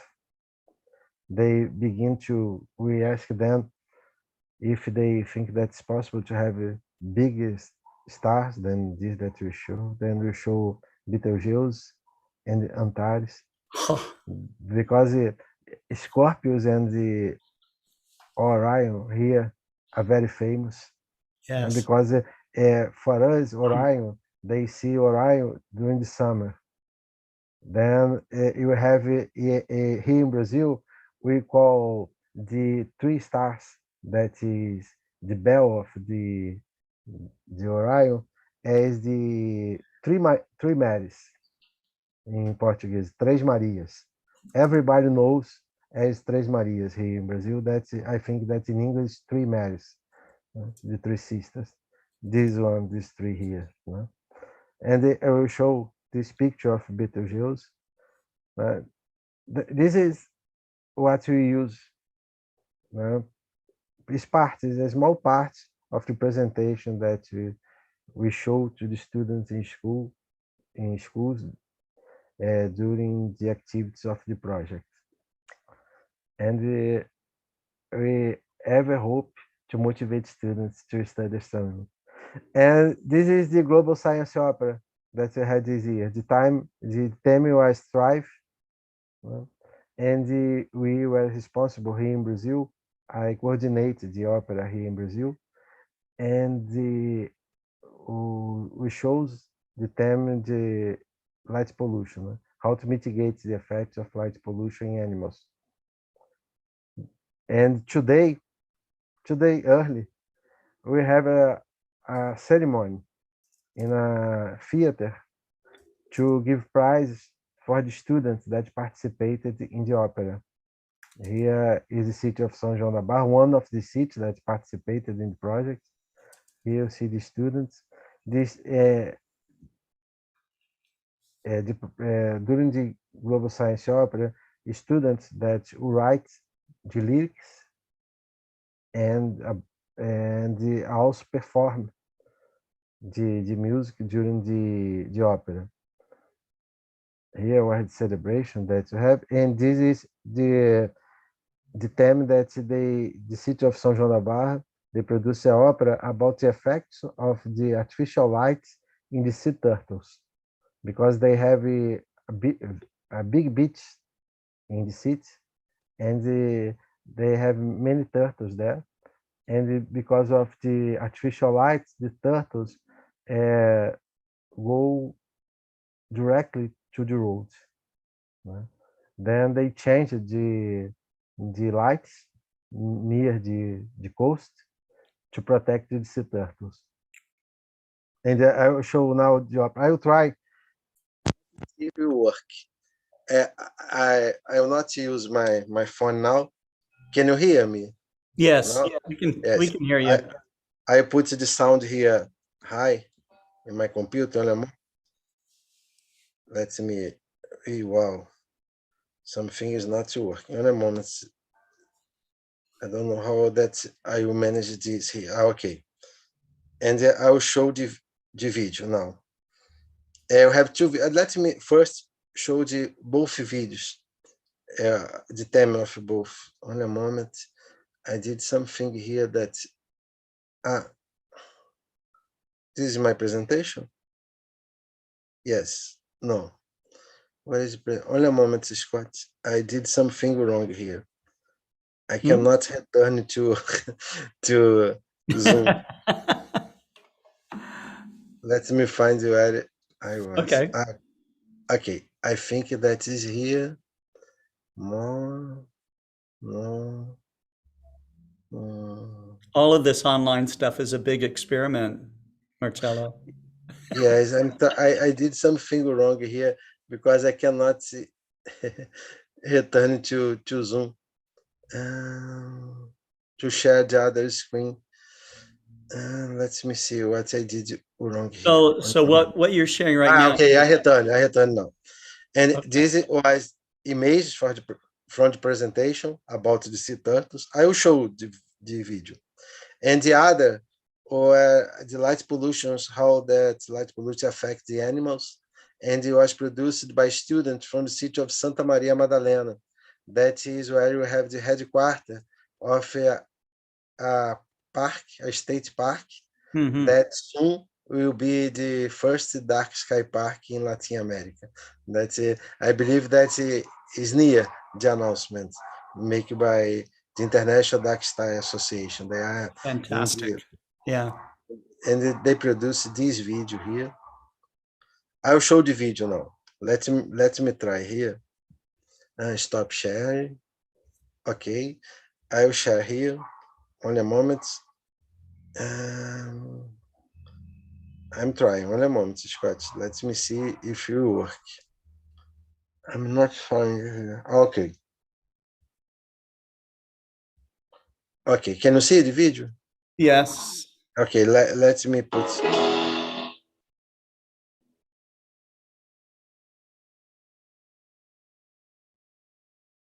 This was transmitted live.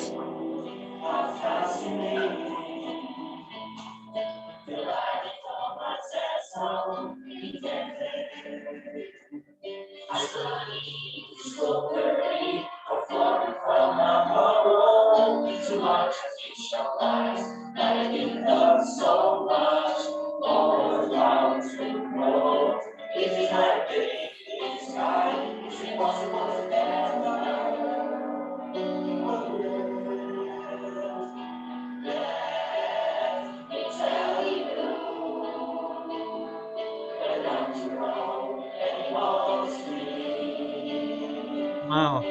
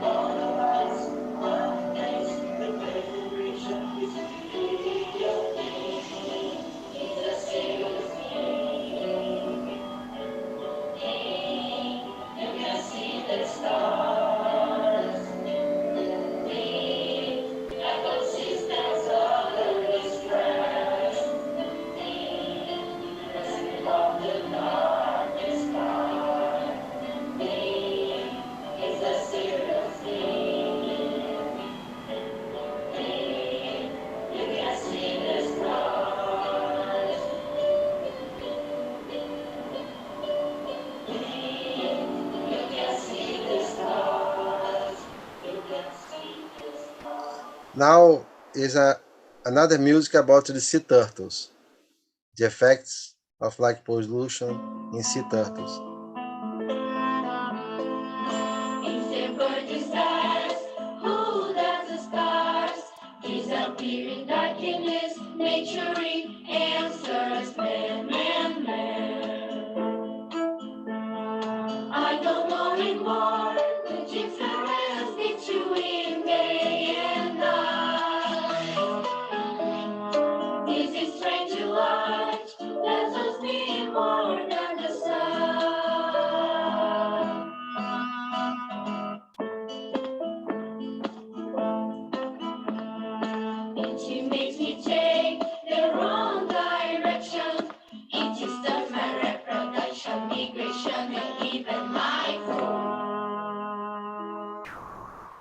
I'm on Burlingame, I was born inside the land.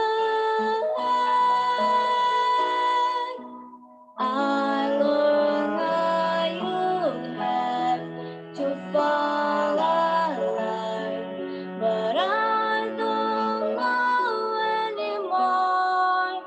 I follow the glow in the sky. On the color light of the big beauty. This is excess light. They even put you to decoration. Flowers don't bloom. Let's realize too much photosynthesis. Birds change their journey during the migration, and insects can't even fly. But the human who made this light shines. Just think about closing eyes and think about a better future.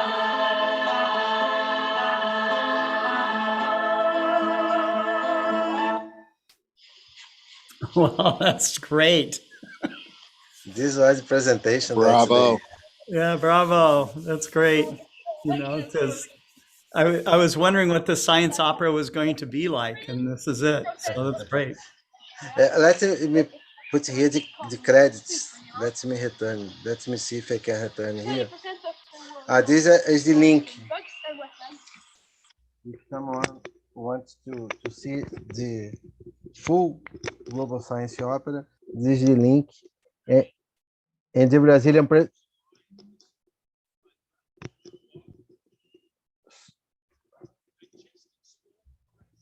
You were saying, Marcello? sorry, I was listening a music here because I didn't close the opera. Sorry, only a moment. I'm not hearing you. No, sorry. Today, and this is the link for us if someone wants to see the full opera. It's about the GlobalScienceOpera.com. That's very cool. And from 1 hour and 30 minutes begin the presentation from Brazil, then the opera. And this is what we did.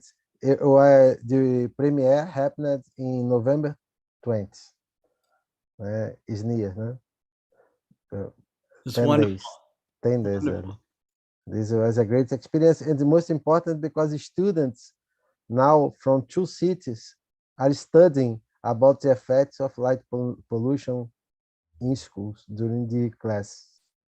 This is something that they are protecting their future now due to the participation in the opera. There is a way to show that it's possible to have projects associating arts and science.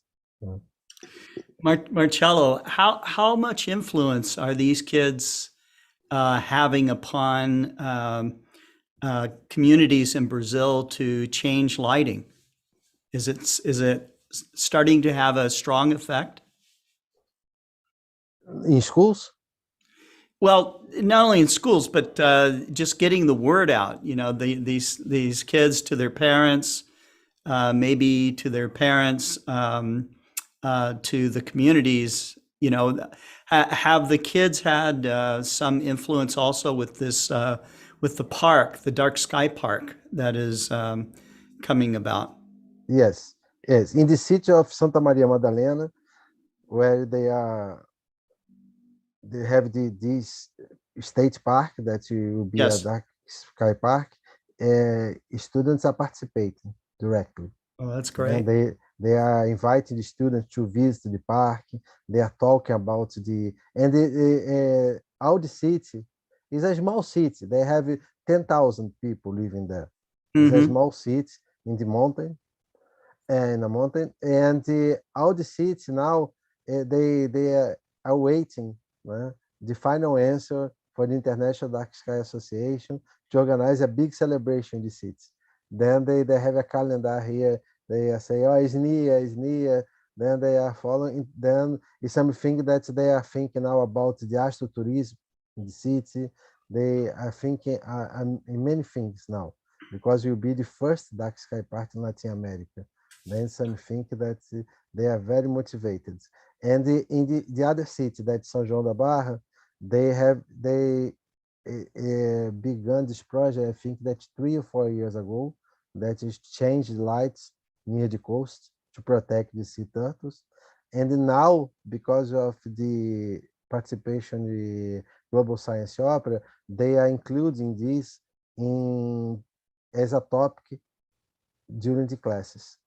And then I think that these two seats will be the first experience in Brazil to talk about light pollution, the effects in classes. It will be the first experience in Brazil. Yes. I don't think in the United States you have much discussion going on in schools about light pollution. You know, it is, although the International Dark Sky Association was started in the United States, you know, there's still so much work to do in the world to protect our dark skies, you know, for the health of wildlife, as you're pointing out with the science opera, for human health. You know, we definitely need darkness. And, you know, for science and astronomy, of course, we need dark skies. So many reasons, and to save money for dark skies as well. There have been complaints by people saying, you know, why are we sending spacecraft to other planets, to spending billions of dollars going to the moon?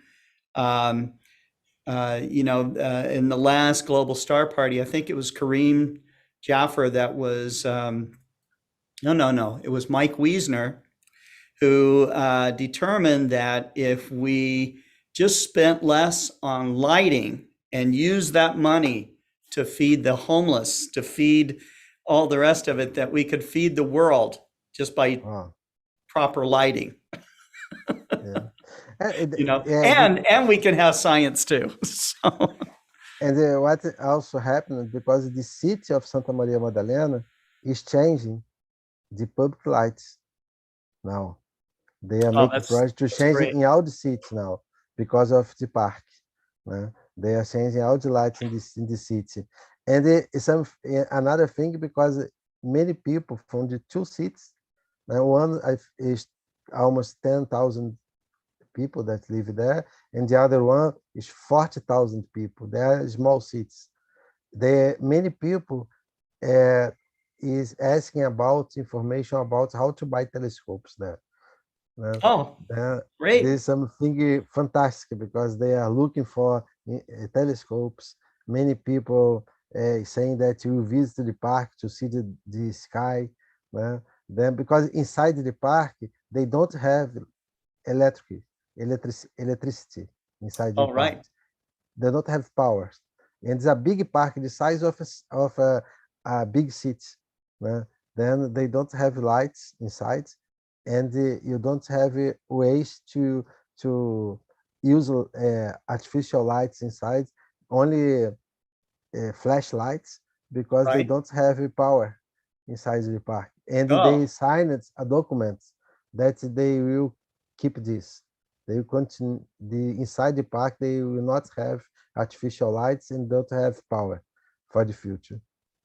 And then something Well, that that's wonderful. That's wonderful. Our national parks here in the United States should probably adopt some of the practices of what's going on in Brazil. That's great. I hope so. Me too. Marcello, thank you so much for coming on. And Thank you for the invitation. I'll be contacting you very soon. Take care. Okay. Bye.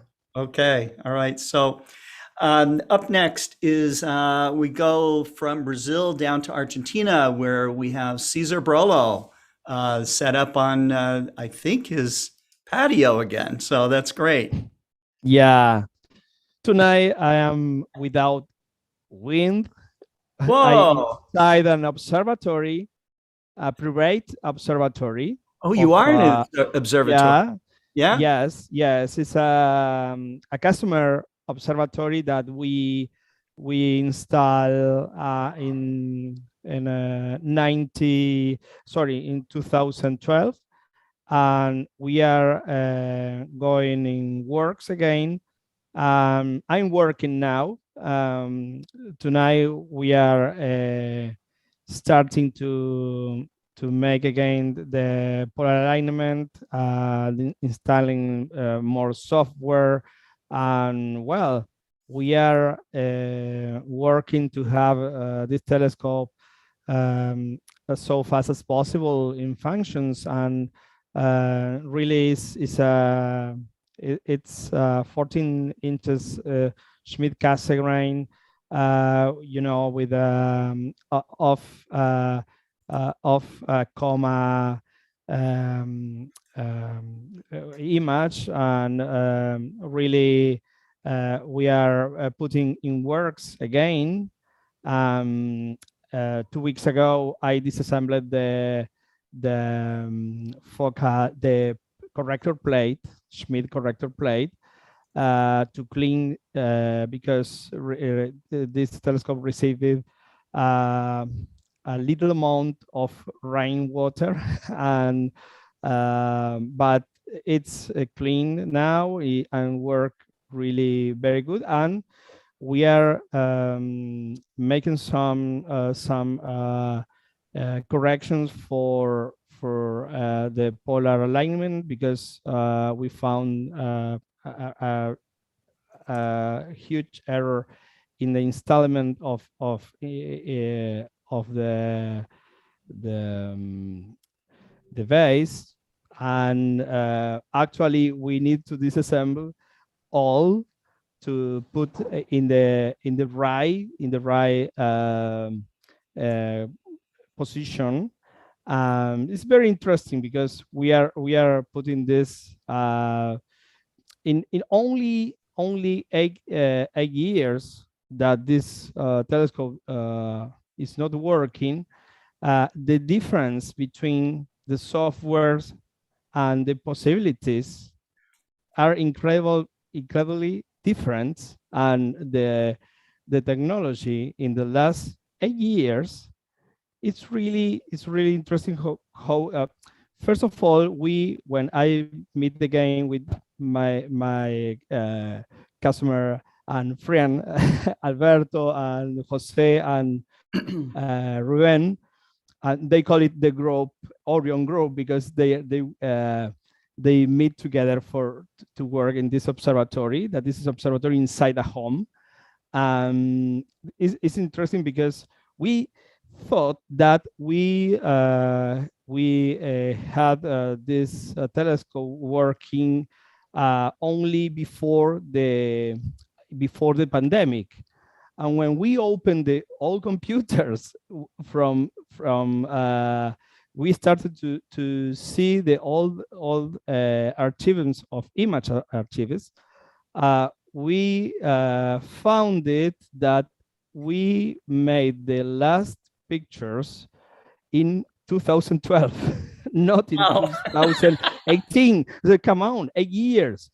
It's incredible, and the quality of the image, especially in planetary cameras, is so different, and the software that we are putting inside the mount, or you know, the for processing image. Well, it is all that we are talking with good mechanics, good electronics, and especially good optics and mechanics in the optical tube assembly.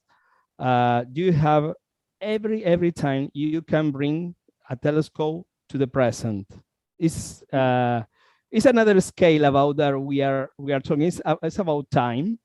It is a very short time, but do you have this thing that is magic, that the equipment was sleeping 8 years, and now with some corrections, some new software, some cleaning in the optics, this equipment is starting to work again. It's completely different. I don't have in my planes transmit from here, but it's really a different kind, you know, of night in my week. Right. That's great, Yeah. though. That's great. Yeah. So what is the future of this observatory at this point? Well, first of all, I tell to these guys that they have more possibilities that they really imagine. Just we are talking about the problem is that the telescope is not in the middle of the city, but it's in the suburban area of Buenos Aires, and we have the maybe a little less light pollution. Maybe we are in here. I think that we are in 850 or maybe 7.5 Bortle scale. But with the proper filters, you know, searching especially the filters, we can put this telescope in a program of searching or especially photometric measures of asteroids. This is the best way, because we are in the suburban areas with a high Bortle scale, very bad, but we have 40 inches. You know, we have opportunities to work here in a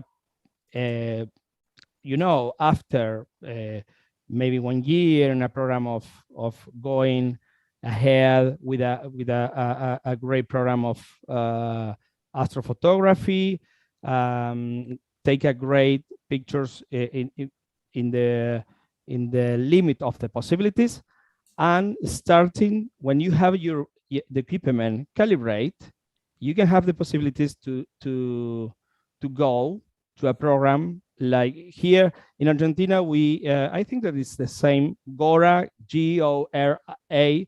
It's here is the name of the program of observation photometric measurement for asteroids. I think that this telescope is, yes. I am disassembled. I remove completely the corrector plate. I put the gain. I calibrate with an star, you know, the airy disk, and I get a very, very great precision collimation. And well, you know, well, possibilities. It's a telescope that was delivered for our company.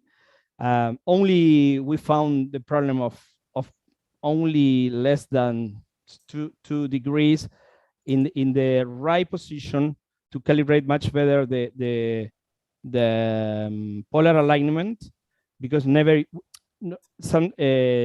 we use, or the customer used this telescope to observation in the first time, and now that we are going to make astrophotography with the new cameras, you know, we need really right precision to have this mount really with good alignment.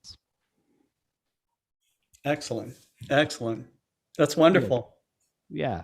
was a surprise tonight that I'm here. Yeah. Yeah.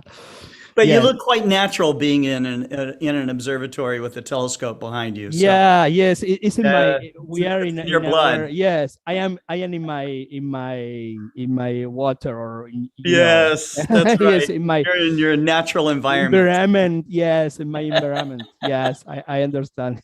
Absolutely. Okay. Well, thank you, Caesar. Thank you for coming on Thank tonight. you to you, and sharing Scott. with us.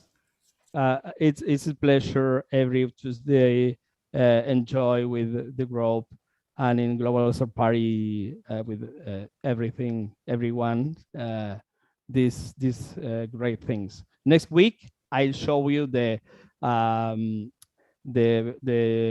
image that we took last week about the Tarantula Nebula. Okay, wonderful, wonderful. Yes. We look forward to that. Maybe next time, next Tuesday, if not now, in a few weeks more, few weeks more ahead, I can, but earlier in not now, we can project some image from this telescope in a live image. No problem. Oh, that would be great. That'd be great. When I have calibrate in the future, of course that we can do it. So, Caesar, how far away is this observatory from your home? It's on only, we are at only half hour from my home. I live in the city, and we are really only an half 40 minutes only. It's a city too, but it's not.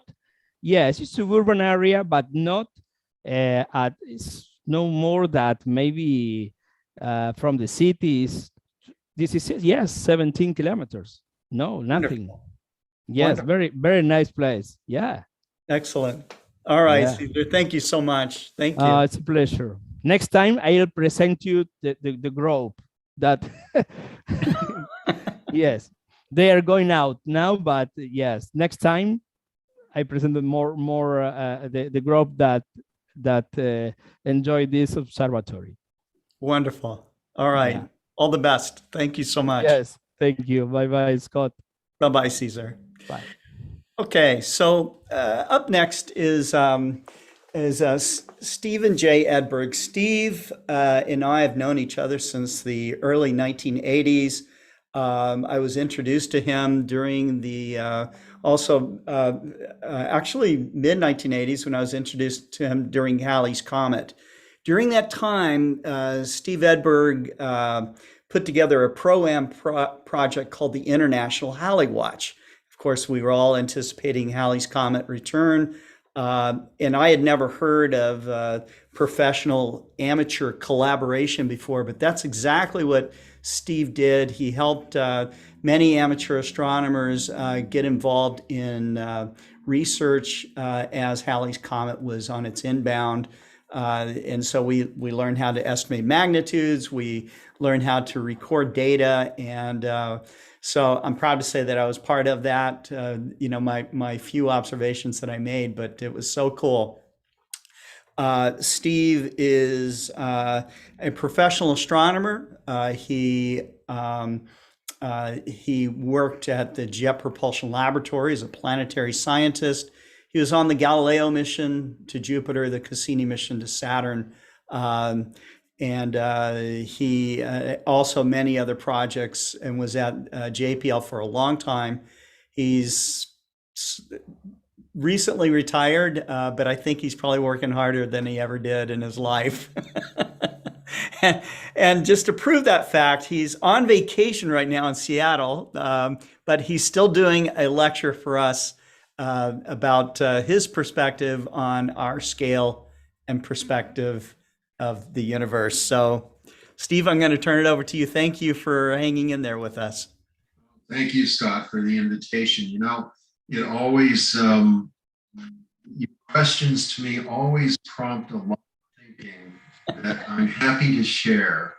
Great. So, and just talking about this was one of those things that even as I was sitting and mulling some of the pictures I'm going to be showing you in a few minutes, I realized there are things that apply that I hadn't even thought of in the course of pulling it together. So I have my daughter-in-law to thank for letting me use her home office to do this, and I will get right to the talk. And what I call this really perspectives on perspective and scale in the universe. And that's because I want to show you how at least some of my thinking goes, and I don't think I'm unique that way. I think that anybody who puts their mind to it can gain some of the ideas and insights that just from thinking about questions like this.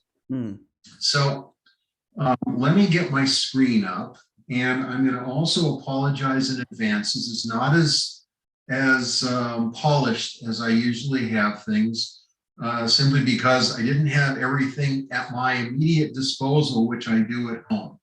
So I'm going to put this up as full screen as I can make it, and start with talking about scale and a bit of perspective. I'm going to be showing you at least some photographs that I have taken myself. And this is one of them. This is the rising crescent moon, wee hours of the morning, back quite a couple of decades now. And as you can see, the moon has actually occulted, is now in front of one of the stars of the Pleiades. That tiny little dipper is right here with one star hidden, one star in the tree, and the little handle pair out here. Now, many of us don't have a real good idea of what the sizes of these objects are when we just look at them at the sky. And if you don't have a mental image of that or haven't made measurements or something, how do you get an idea? Well, this is one of those opportunities. And you can see that the Pleiades are about 1 degree across, at least along their length. Again, not something that's especially useful, and yet it's something that it gives you some pause, because you have to realize that that cluster of stars is 250 light years away, and the moon is about 400,000 kilometers, 240,000 miles away. And yet they're very similar in size. The other little insight that I had was pondering what's going on here with that star, because starlight is definitely getting through the tree, the horizon, and yet not all of it is. And how does that work? And a little bit of additional thinking, and you realize, well, the aperture of the telescope here must be big enough that individual leaves cannot be covering the full aperture. And so now we've just learned something about that tree, knowing the aperture of the telescope. And I'll admit to you, I'm not quite sure which telescope I was using at the time. I have it recorded, I just don't remember it now. So already we're comparing scales just of what we see in the sky of familiar objects. Now, suppose I go to another, and I skipped one, I'm going to go back. Oh boy, something's not going right for me. Let me try this again. I apologize. There we go. That's number 2. I think that will be familiar. I don't know why it is that these occultations, these disappearances of bright objects seem to occur much more frequently in the wee hours before dawn than in the evening sky, and it's probably not true, but it's certainly the case that I've had much more success, and for where I've been able to see these things. For that first Pleiades and the moon, I was just at my own observatory about 150 kilometers from Los Angeles. 85 road miles. And for this one, I actually had to drive out about 250 kilometers, and that's like 150 miles to the east of Los Angeles, out into the desert near 29 Palms, it's called, North Springs, and catch the moon. Actually, I caught it low when it was all lower before Jupiter and its moons had gone behind the moon. This is the after shot. And again, perspective here. One of the things it tells you is, of course, that the moon must be closer than Jupiter. Jupiter at this time was roughly 550 million miles away, and the moon was still that, and that translates into order of 900 million kilometers. And the moon, again, was that same distance I quoted earlier, around 400,000 kilometers and 240,000 miles. But the other interesting comparison you can make is of the sizes of everything. Of course, the distance makes up for part of that. But if you compare those four satellites of Jupiter, the Galilean satellites, Io, Europa, Ganymede, and Callisto, it turns out that two of them are actually slightly larger than the moon in physical size, and two of them are a little smaller. And so again, we have to, from this perspective, we have to realize that some things can be actually fairly similar in size, but look very, very different in the sky, because the distances, the 3D effect of the fact that the universe is 3D, the sky is not a flat hemisphere, which is a contradiction, but a flat surface or a hemispherical surface is important. Here again is just another example. That's a cool shot. This goes back, again, I had to travel even further, not a lot further, maybe 100, 150 kilometers further, in this case, towards Northern California than 29 Palms, about 100 miles further north. And then I did getting up to 29 Palms. And Saturn, I was along a very narrow, just a few kilometers wide path where Saturn was never completely covered by the moon. And that's pretty cool. And if you're wondering, and I'm not sure if you can actually see, I hope you can see where I'm pointing. That's not fake, it's not the shadow, that's the actual part of the moon that still hasn't seen sunrise yet. The moon was creeping along. I have a series of about 30 images of this. This was taken before we had easy access to video. And I've got steps along there. You can see the detail, matching the exposures, and there's a whole different story in terms of perspective. The moon appears brighter Saturn, not because it is brighter. The moon reflects about as much light as fresh asphalt, a fresh black tar road surface. 7% of the light reaching it. Saturn is reflecting probably on the order of 60 to 70% of the light reaching it. So intrinsically, Saturn is fainter only because it's much farther away, not because it's reflecting light less. And its rings are definitely darker, but they're still brighter than the moon, probably reflecting on the order of 40% of the light, again, compared to 11% for the moon. Again, this is a scaling issue, and the scale has to do with both distances from the sun and the materials that are actually reflecting sunlight to us. I'd like to also point out that when you want to ask, well, what are the sizes of Saturn's rings? Well, I have a nice picture which I didn't have access to, so I'm not going to show it tonight. But it turns out Saturn and its main ring system, A through D, G in there, actually will fit nicely between the Earth Earth and Moon's separation, that 250,000 miles or so, Right.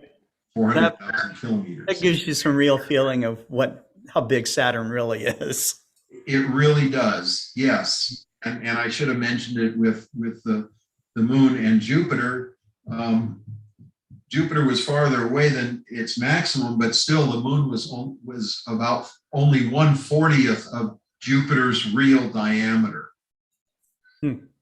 So again, just it helps to think about these things. Yes. I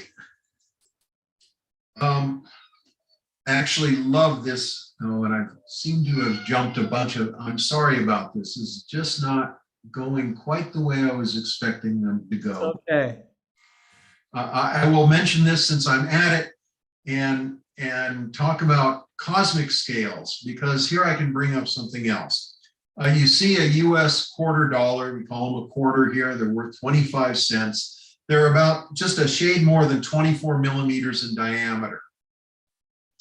And if you were to compress the whole solar system, including Pluto, onto the top of that quarter dollar, and then scale the Milky Way galaxy on this at the same size rate, the picture on the right, the one here, is actually wrong. I did the calculation, I think later, or picked a more correct number for the size of the Milky Way, which is 100,000 light years across, and it would actually span all of North America from the Canadian North down into just about Central America. Wow. On this, and this is one of those things that I just found absolutely mind-boggling. It was something that I could grasp. I don't go in for comparisons like this very often, but it just gave me such a feeling, maybe because I've had the opportunity to fly across the continent a few times, to have some feel for what that's about. But it's still kind of an amazing thing, and I'll mention this now just because it's kind of interesting. Star Wars didn't ever really talk about how far away one place was from another place. They just took the hyperdrive and away they went. If you watch Star Trek, they would always talk about going warp 8. And if you start trying to figure out, okay, what did warp 8 mean? What does warp 8 mean? It certainly doesn't mean 8 times the speed of light. And if you look at some of the books that talk about it, well, maybe it means 64 times, 8 squared, 64 times the speed of light. And yet, when you talk about, well, so they can get from one star to another in 2 days, nah, it's many times the speed of light. And that's the reason the whole question of interstellar travel is interesting and looking very, very difficult. But that's a tangent. Let me go on. Let me talk about these. Here you see on these two are on the same scale. This is slightly reduced scale, but if you compare over here, you can see this is roughly 1/3 the diameter of the sun, 865,000 miles, about 1.4 million kilometers. And that the distance between Earth and Moon is about that same 1/3 of that distance.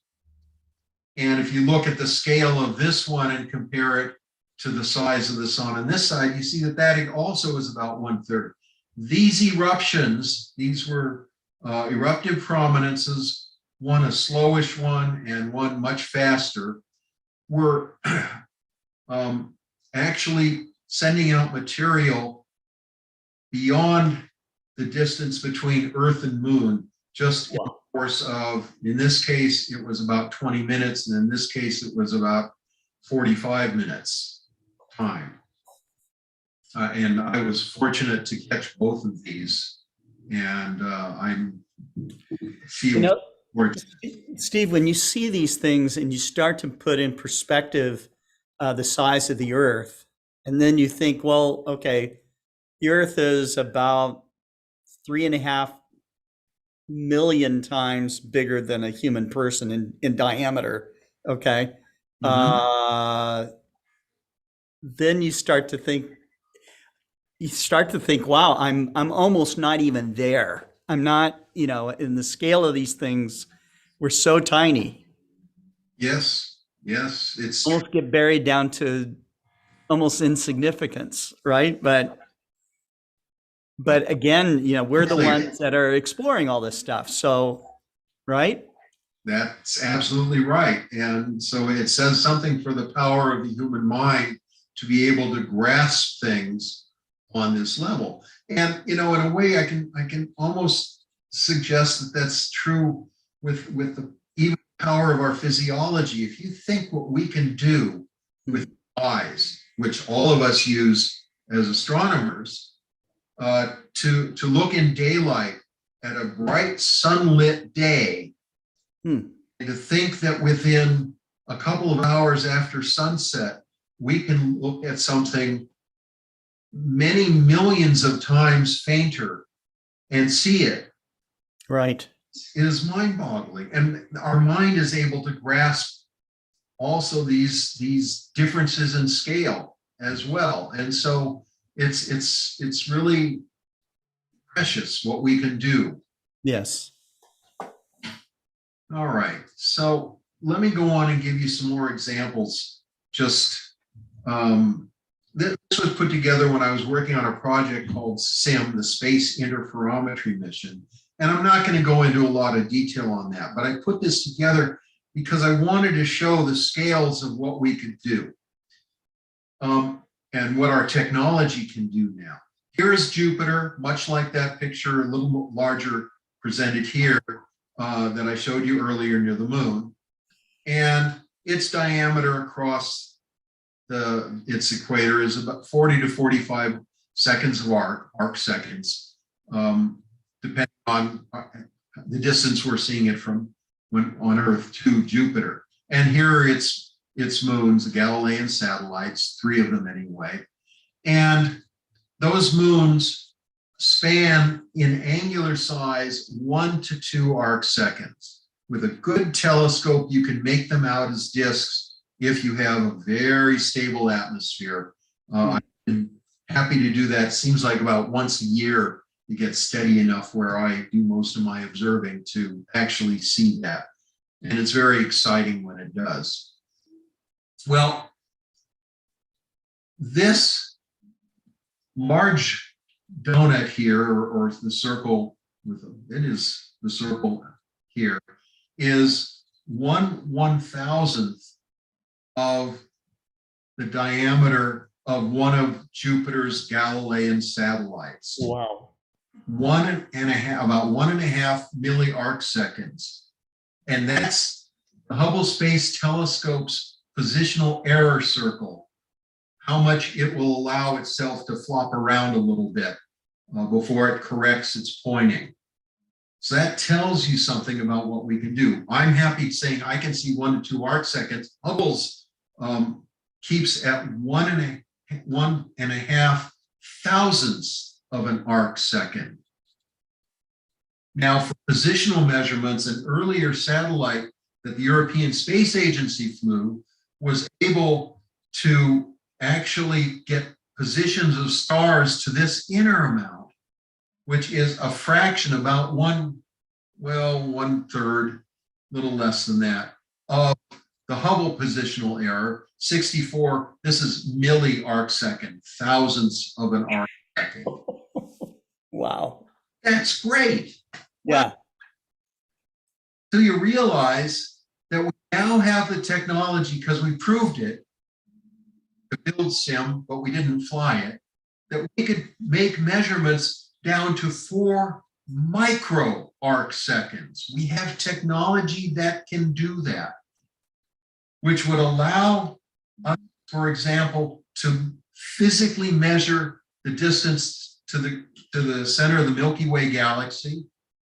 It would allow us from 33 parsecs away, and maybe even farther, to measure the motion of the sun caused by Jupiter and Saturn orbiting it.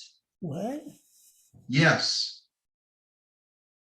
Wow. That's the path of the sun's orbit around the center of mass of the solar system for a couple of revolutions of Jupiter, Saturn.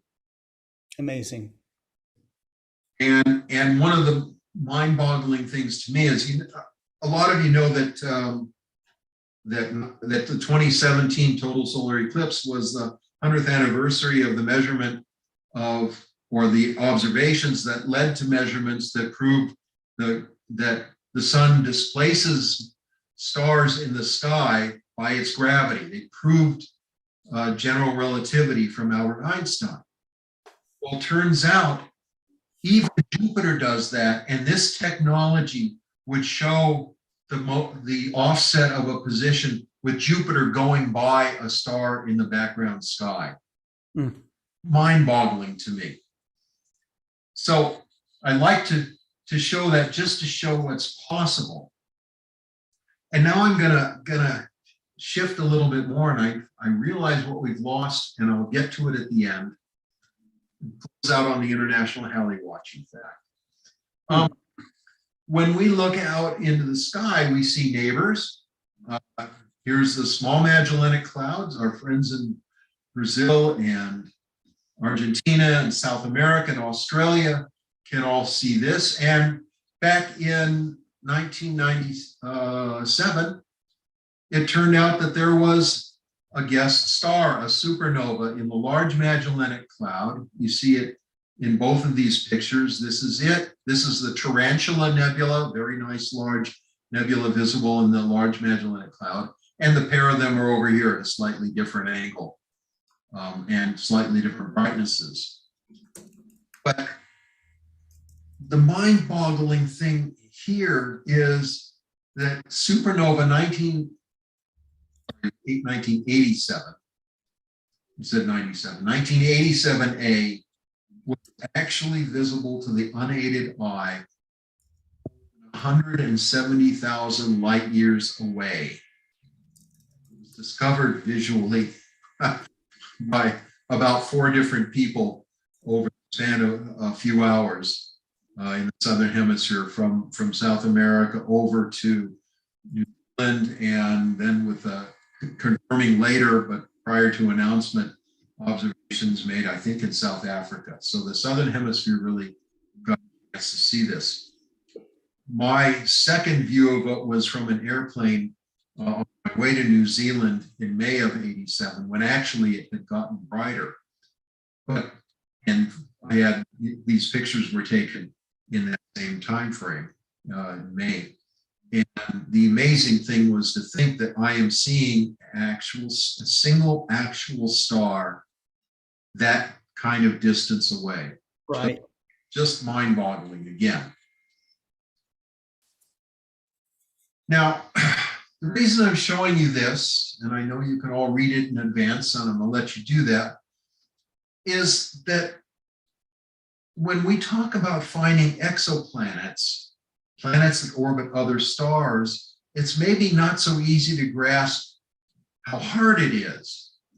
I found this to be a very telling set of cartoons that indicates just how tough it is, because with stars being so much brighter than planets, the comparison is like looking at a lighthouse and trying to see a firefly that's right next to it. And to give you some idea of that, I've got a couple of examples to follow up. And that difference of 1 billion really makes a difference. This Fomalhaut B here, hiding and then shown in 2 places after a couple of years motion, is a planet that is orbiting. It will take a few hundred years to actually get it, so that they actually captured it, luckily, quite far from the star, hidden behind an occulting disk. This is the Hubble Space Telescope image. And part of the hint that there would be something there was actually this ring of dust. Hmm. The planets actually move dust around and can set up rings like that, in this case, surrounding a star. Hmm. I'd still like to see a third picture here sometime, just to prove that it really is there. Because you see a lot of these spots, you can see them, they're actually just part of the way the optics work, and are very difficult to get rid of. And you want to make sure that these aren't fake for whatever reason. I don't think they are, because it matches the orbit nicely. But it would still be nice always to get a third. We even do that in the solar system. Here we actually have a picture. This is one frame from a video composed over several years of the motion of planets orbiting HR 8799. And again, this is what's called speckle. Actually, each of these little dots is called speckle. And this is mostly a occulted star. You can't really see the star. That's just kind of the remnants of the light coming from it. But sure enough, when you watch, and you can look this up, I'm sure you can find it on video somewhere, of actually seeing the arcs that these three planets, and there's a fourth, make over the period of time that the video was pulled together. Numerous pictures. These were taken from Mauna Kea with, I think, the Magellan telescope. So again, just mind-boggling. I want to step back and take you back, about 150 years, show you the familiar view of a star like Sirius, Alpha Canis Majoris. And it has the companion, the pup, it's sometimes called. So Sirius A is pictured here. Sirius B follows and moves along this orbit. I'm going the wrong way, but there it goes. And we can actually follow it through. Pretty much, it's roughly a 50-year orbit. But to understand how difficult something like this is, we have to realize that it's just not as simple as it looks doing this, because Sirius A is in motion too, and that's presented here. The line C to C, or line C anyway, is just the apparent straight line motion across the sky. It's called the proper motion of Sirius over time. It has to be measured against a background of much more distant stars. And you can see it moves a fair piece of change across. And if you do this long enough and you see a repetition, and you certainly see that here, we see a big offset to its motion on this side and a similar one on this side. And on the other side, we see these reflecting. And that's, or rather not reflecting, but this is the apparent motion, if we could see it, of the pup. I beg your pardon. This is the pup here. This D is the white dwarf. A is the primary star. It's like a corkscrew. Yes, and it is. And in fact, if we lay out the two of these, and you might remember, I just mentioned watching the sun's orbital motion caused by Jupiter and Saturn. Well, the orbital motion of B and A, the primary star, and the secondary star, match these. So here's the orbit of B, and that's going to look just like this one. What we don't see it usually is the orbital motion of A, which it has to do, that's Newton's third law in action. So again, what we see and what we can measure are very, very different. Another example, we talk about measuring the red shift. And everybody knows, well, it just means the spectral lines. Here are the hydrogen lines. That's hydrogen alpha in the red, hydrogen beta in the medium blue-green, and hydrogen gamma in the blue or deep blue. And we say, okay, so they all move to the red with a red shift, or they might move to the blue with a blue shift. well, it's not that simple. Actually, it's a stretch, and the red one moves farther than the greenish one, than the bluish one. Okay, and we don't look at spectra anymore like this that we might see through a telescope. We actually use digital detectors to figure out where they are. This is not the same set in here. This is actually just this short area in the red, but we see these spectral lines just like we see these big black ones here, but these are for other elements, and there are even smaller ones. But even that's hard to measure.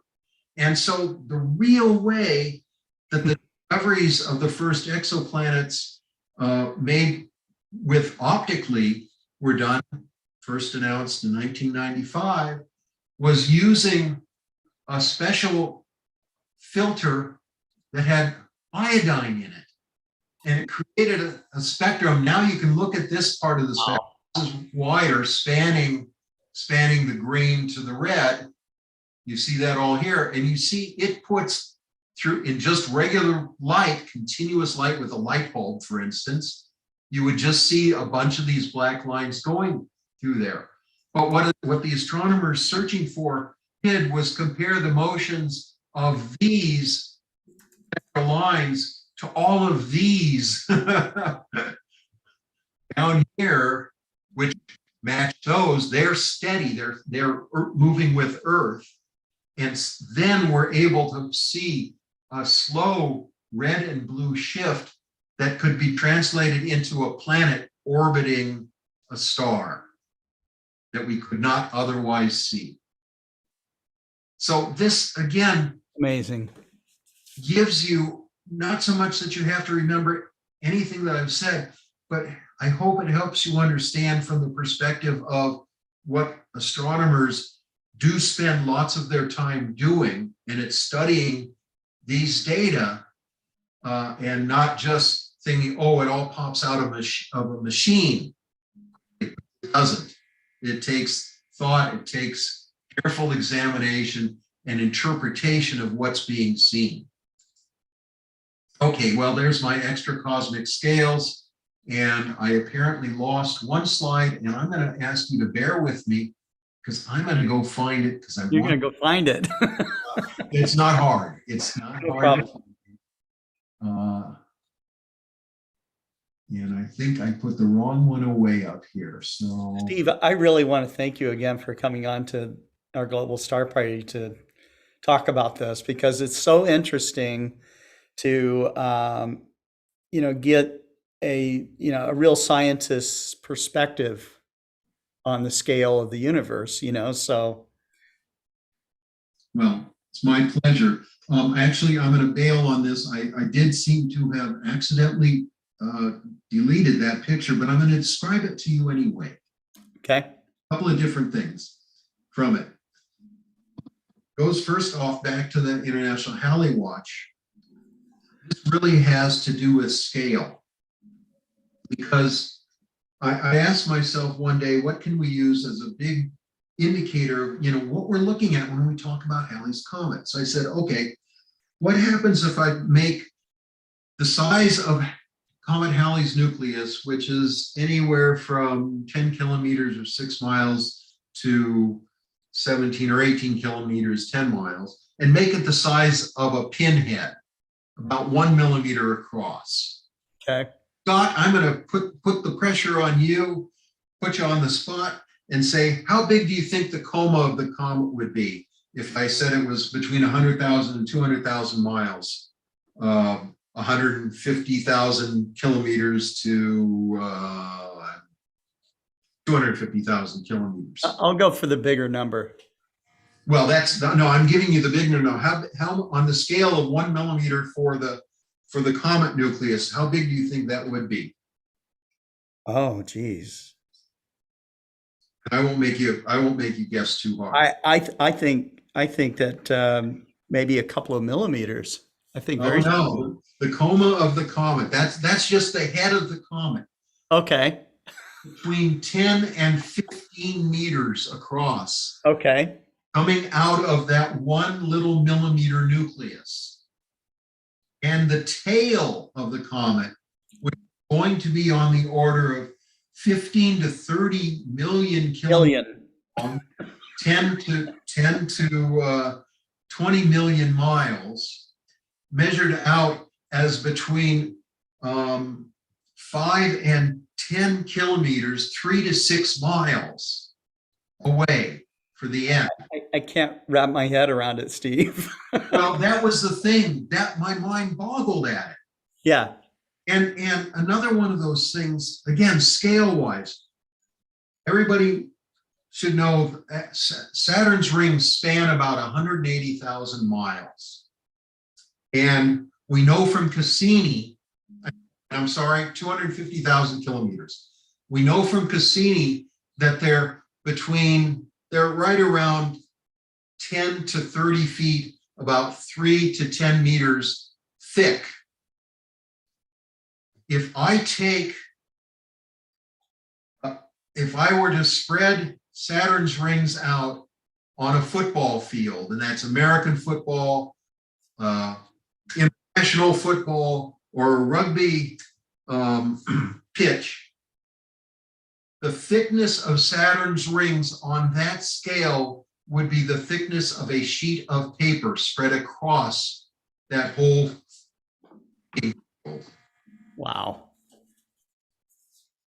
So it's amazing the things we can measure, but it's also amazing of the sizes of things that we see.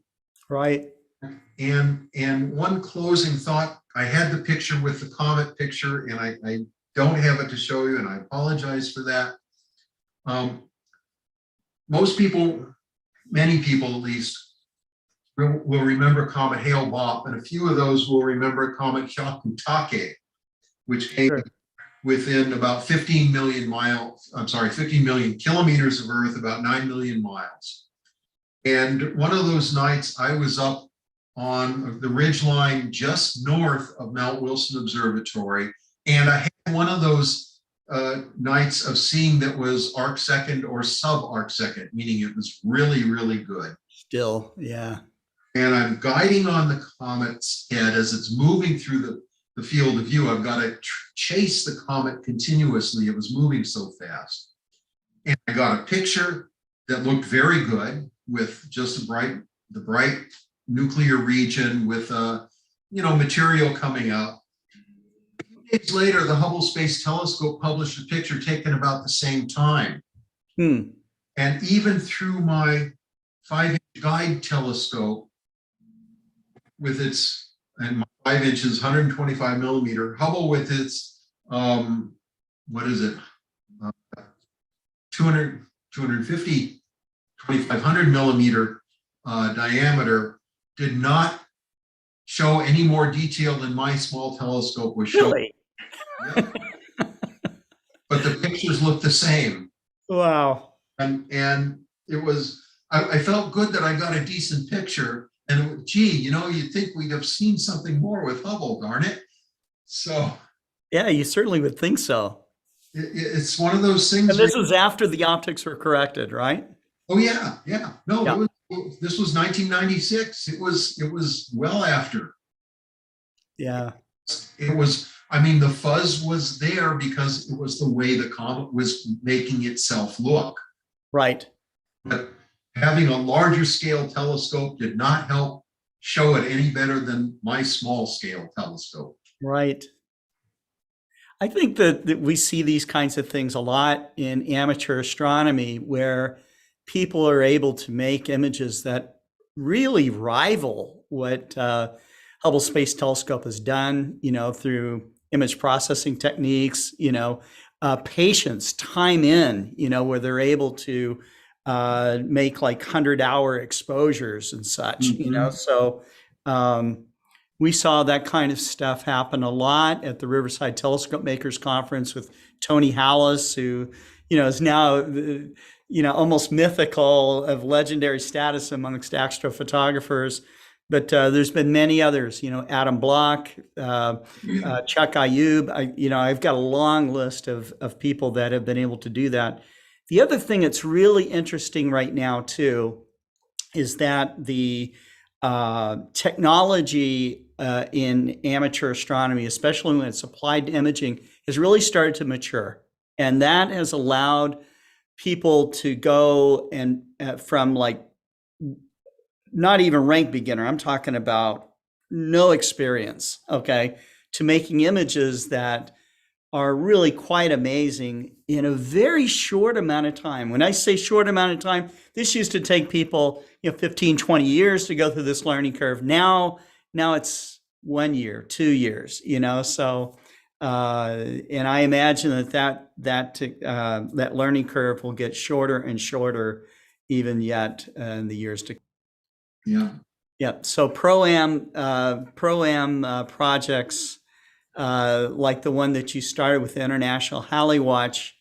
Gosh, I mean, I just remember the very fact that that an amateur astronomer could work together with real professional scientists was just an amazing idea to me at the time. And I think that we're going to see, we already see it now. We've got, I did an interview with Nicole Oliveira. She's an 8-year-old astronomer out of Brazil, and she's doing asteroid work, so she's working with a pro-am NASA affiliated project right now. It's just, we're in the golden age of astronomy. We've been in it for a while, and it's just getting better and better all the time. So. And all of those observations that the amateurs sent in are at the comet node, comet minor object node of the Planetary Data System, PDS, and those data are accessible. Steve, do you remember how many people participated in the International Halley Watch? I think there were about 250 who actually sent in observations that ended up in the archives. Okay. And some were published in a variety of places. I got asked to pull out a few specifically by the Large Scale Phenomena Network, which was studying the comet's tail, and they up in the big atlas that they published. So. And others, as I say, are in that small bodies node.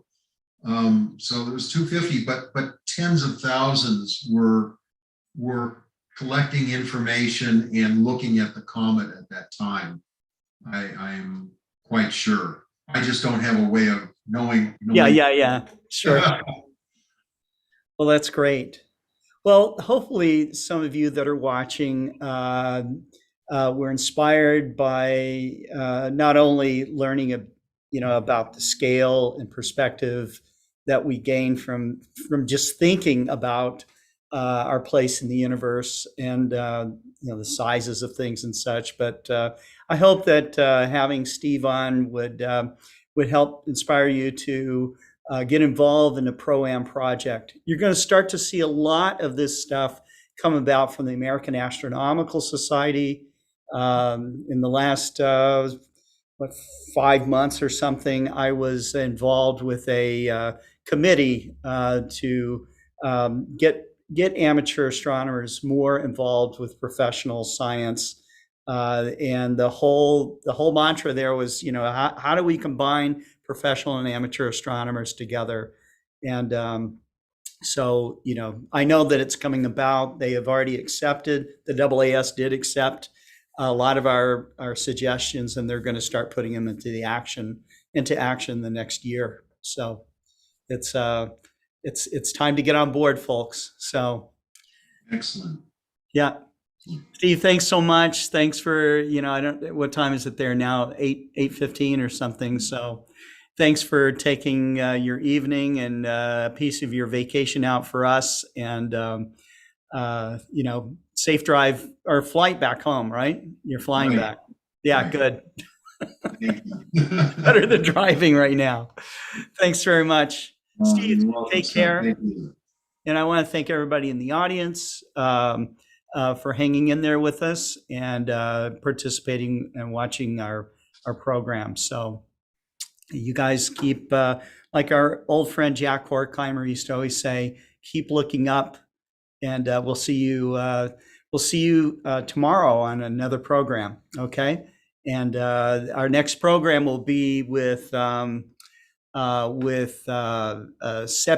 Hushyar from Iran. She was the subject of a documentary program called Sepideh Reaching for the Stars. If you want to watch that or try to watch that before we have our program tomorrow, you can download the movie, I think, on iTunes. And so that's about the only place I've been able to find it at this time. But a fascinating documentary about the passion and desire of a young Iranian teenager, female teenager, wanting to learn more about science and sharing that experience with her friends. So until then, we will see you. We'll see you soon. Take care, and we'll talk to you later.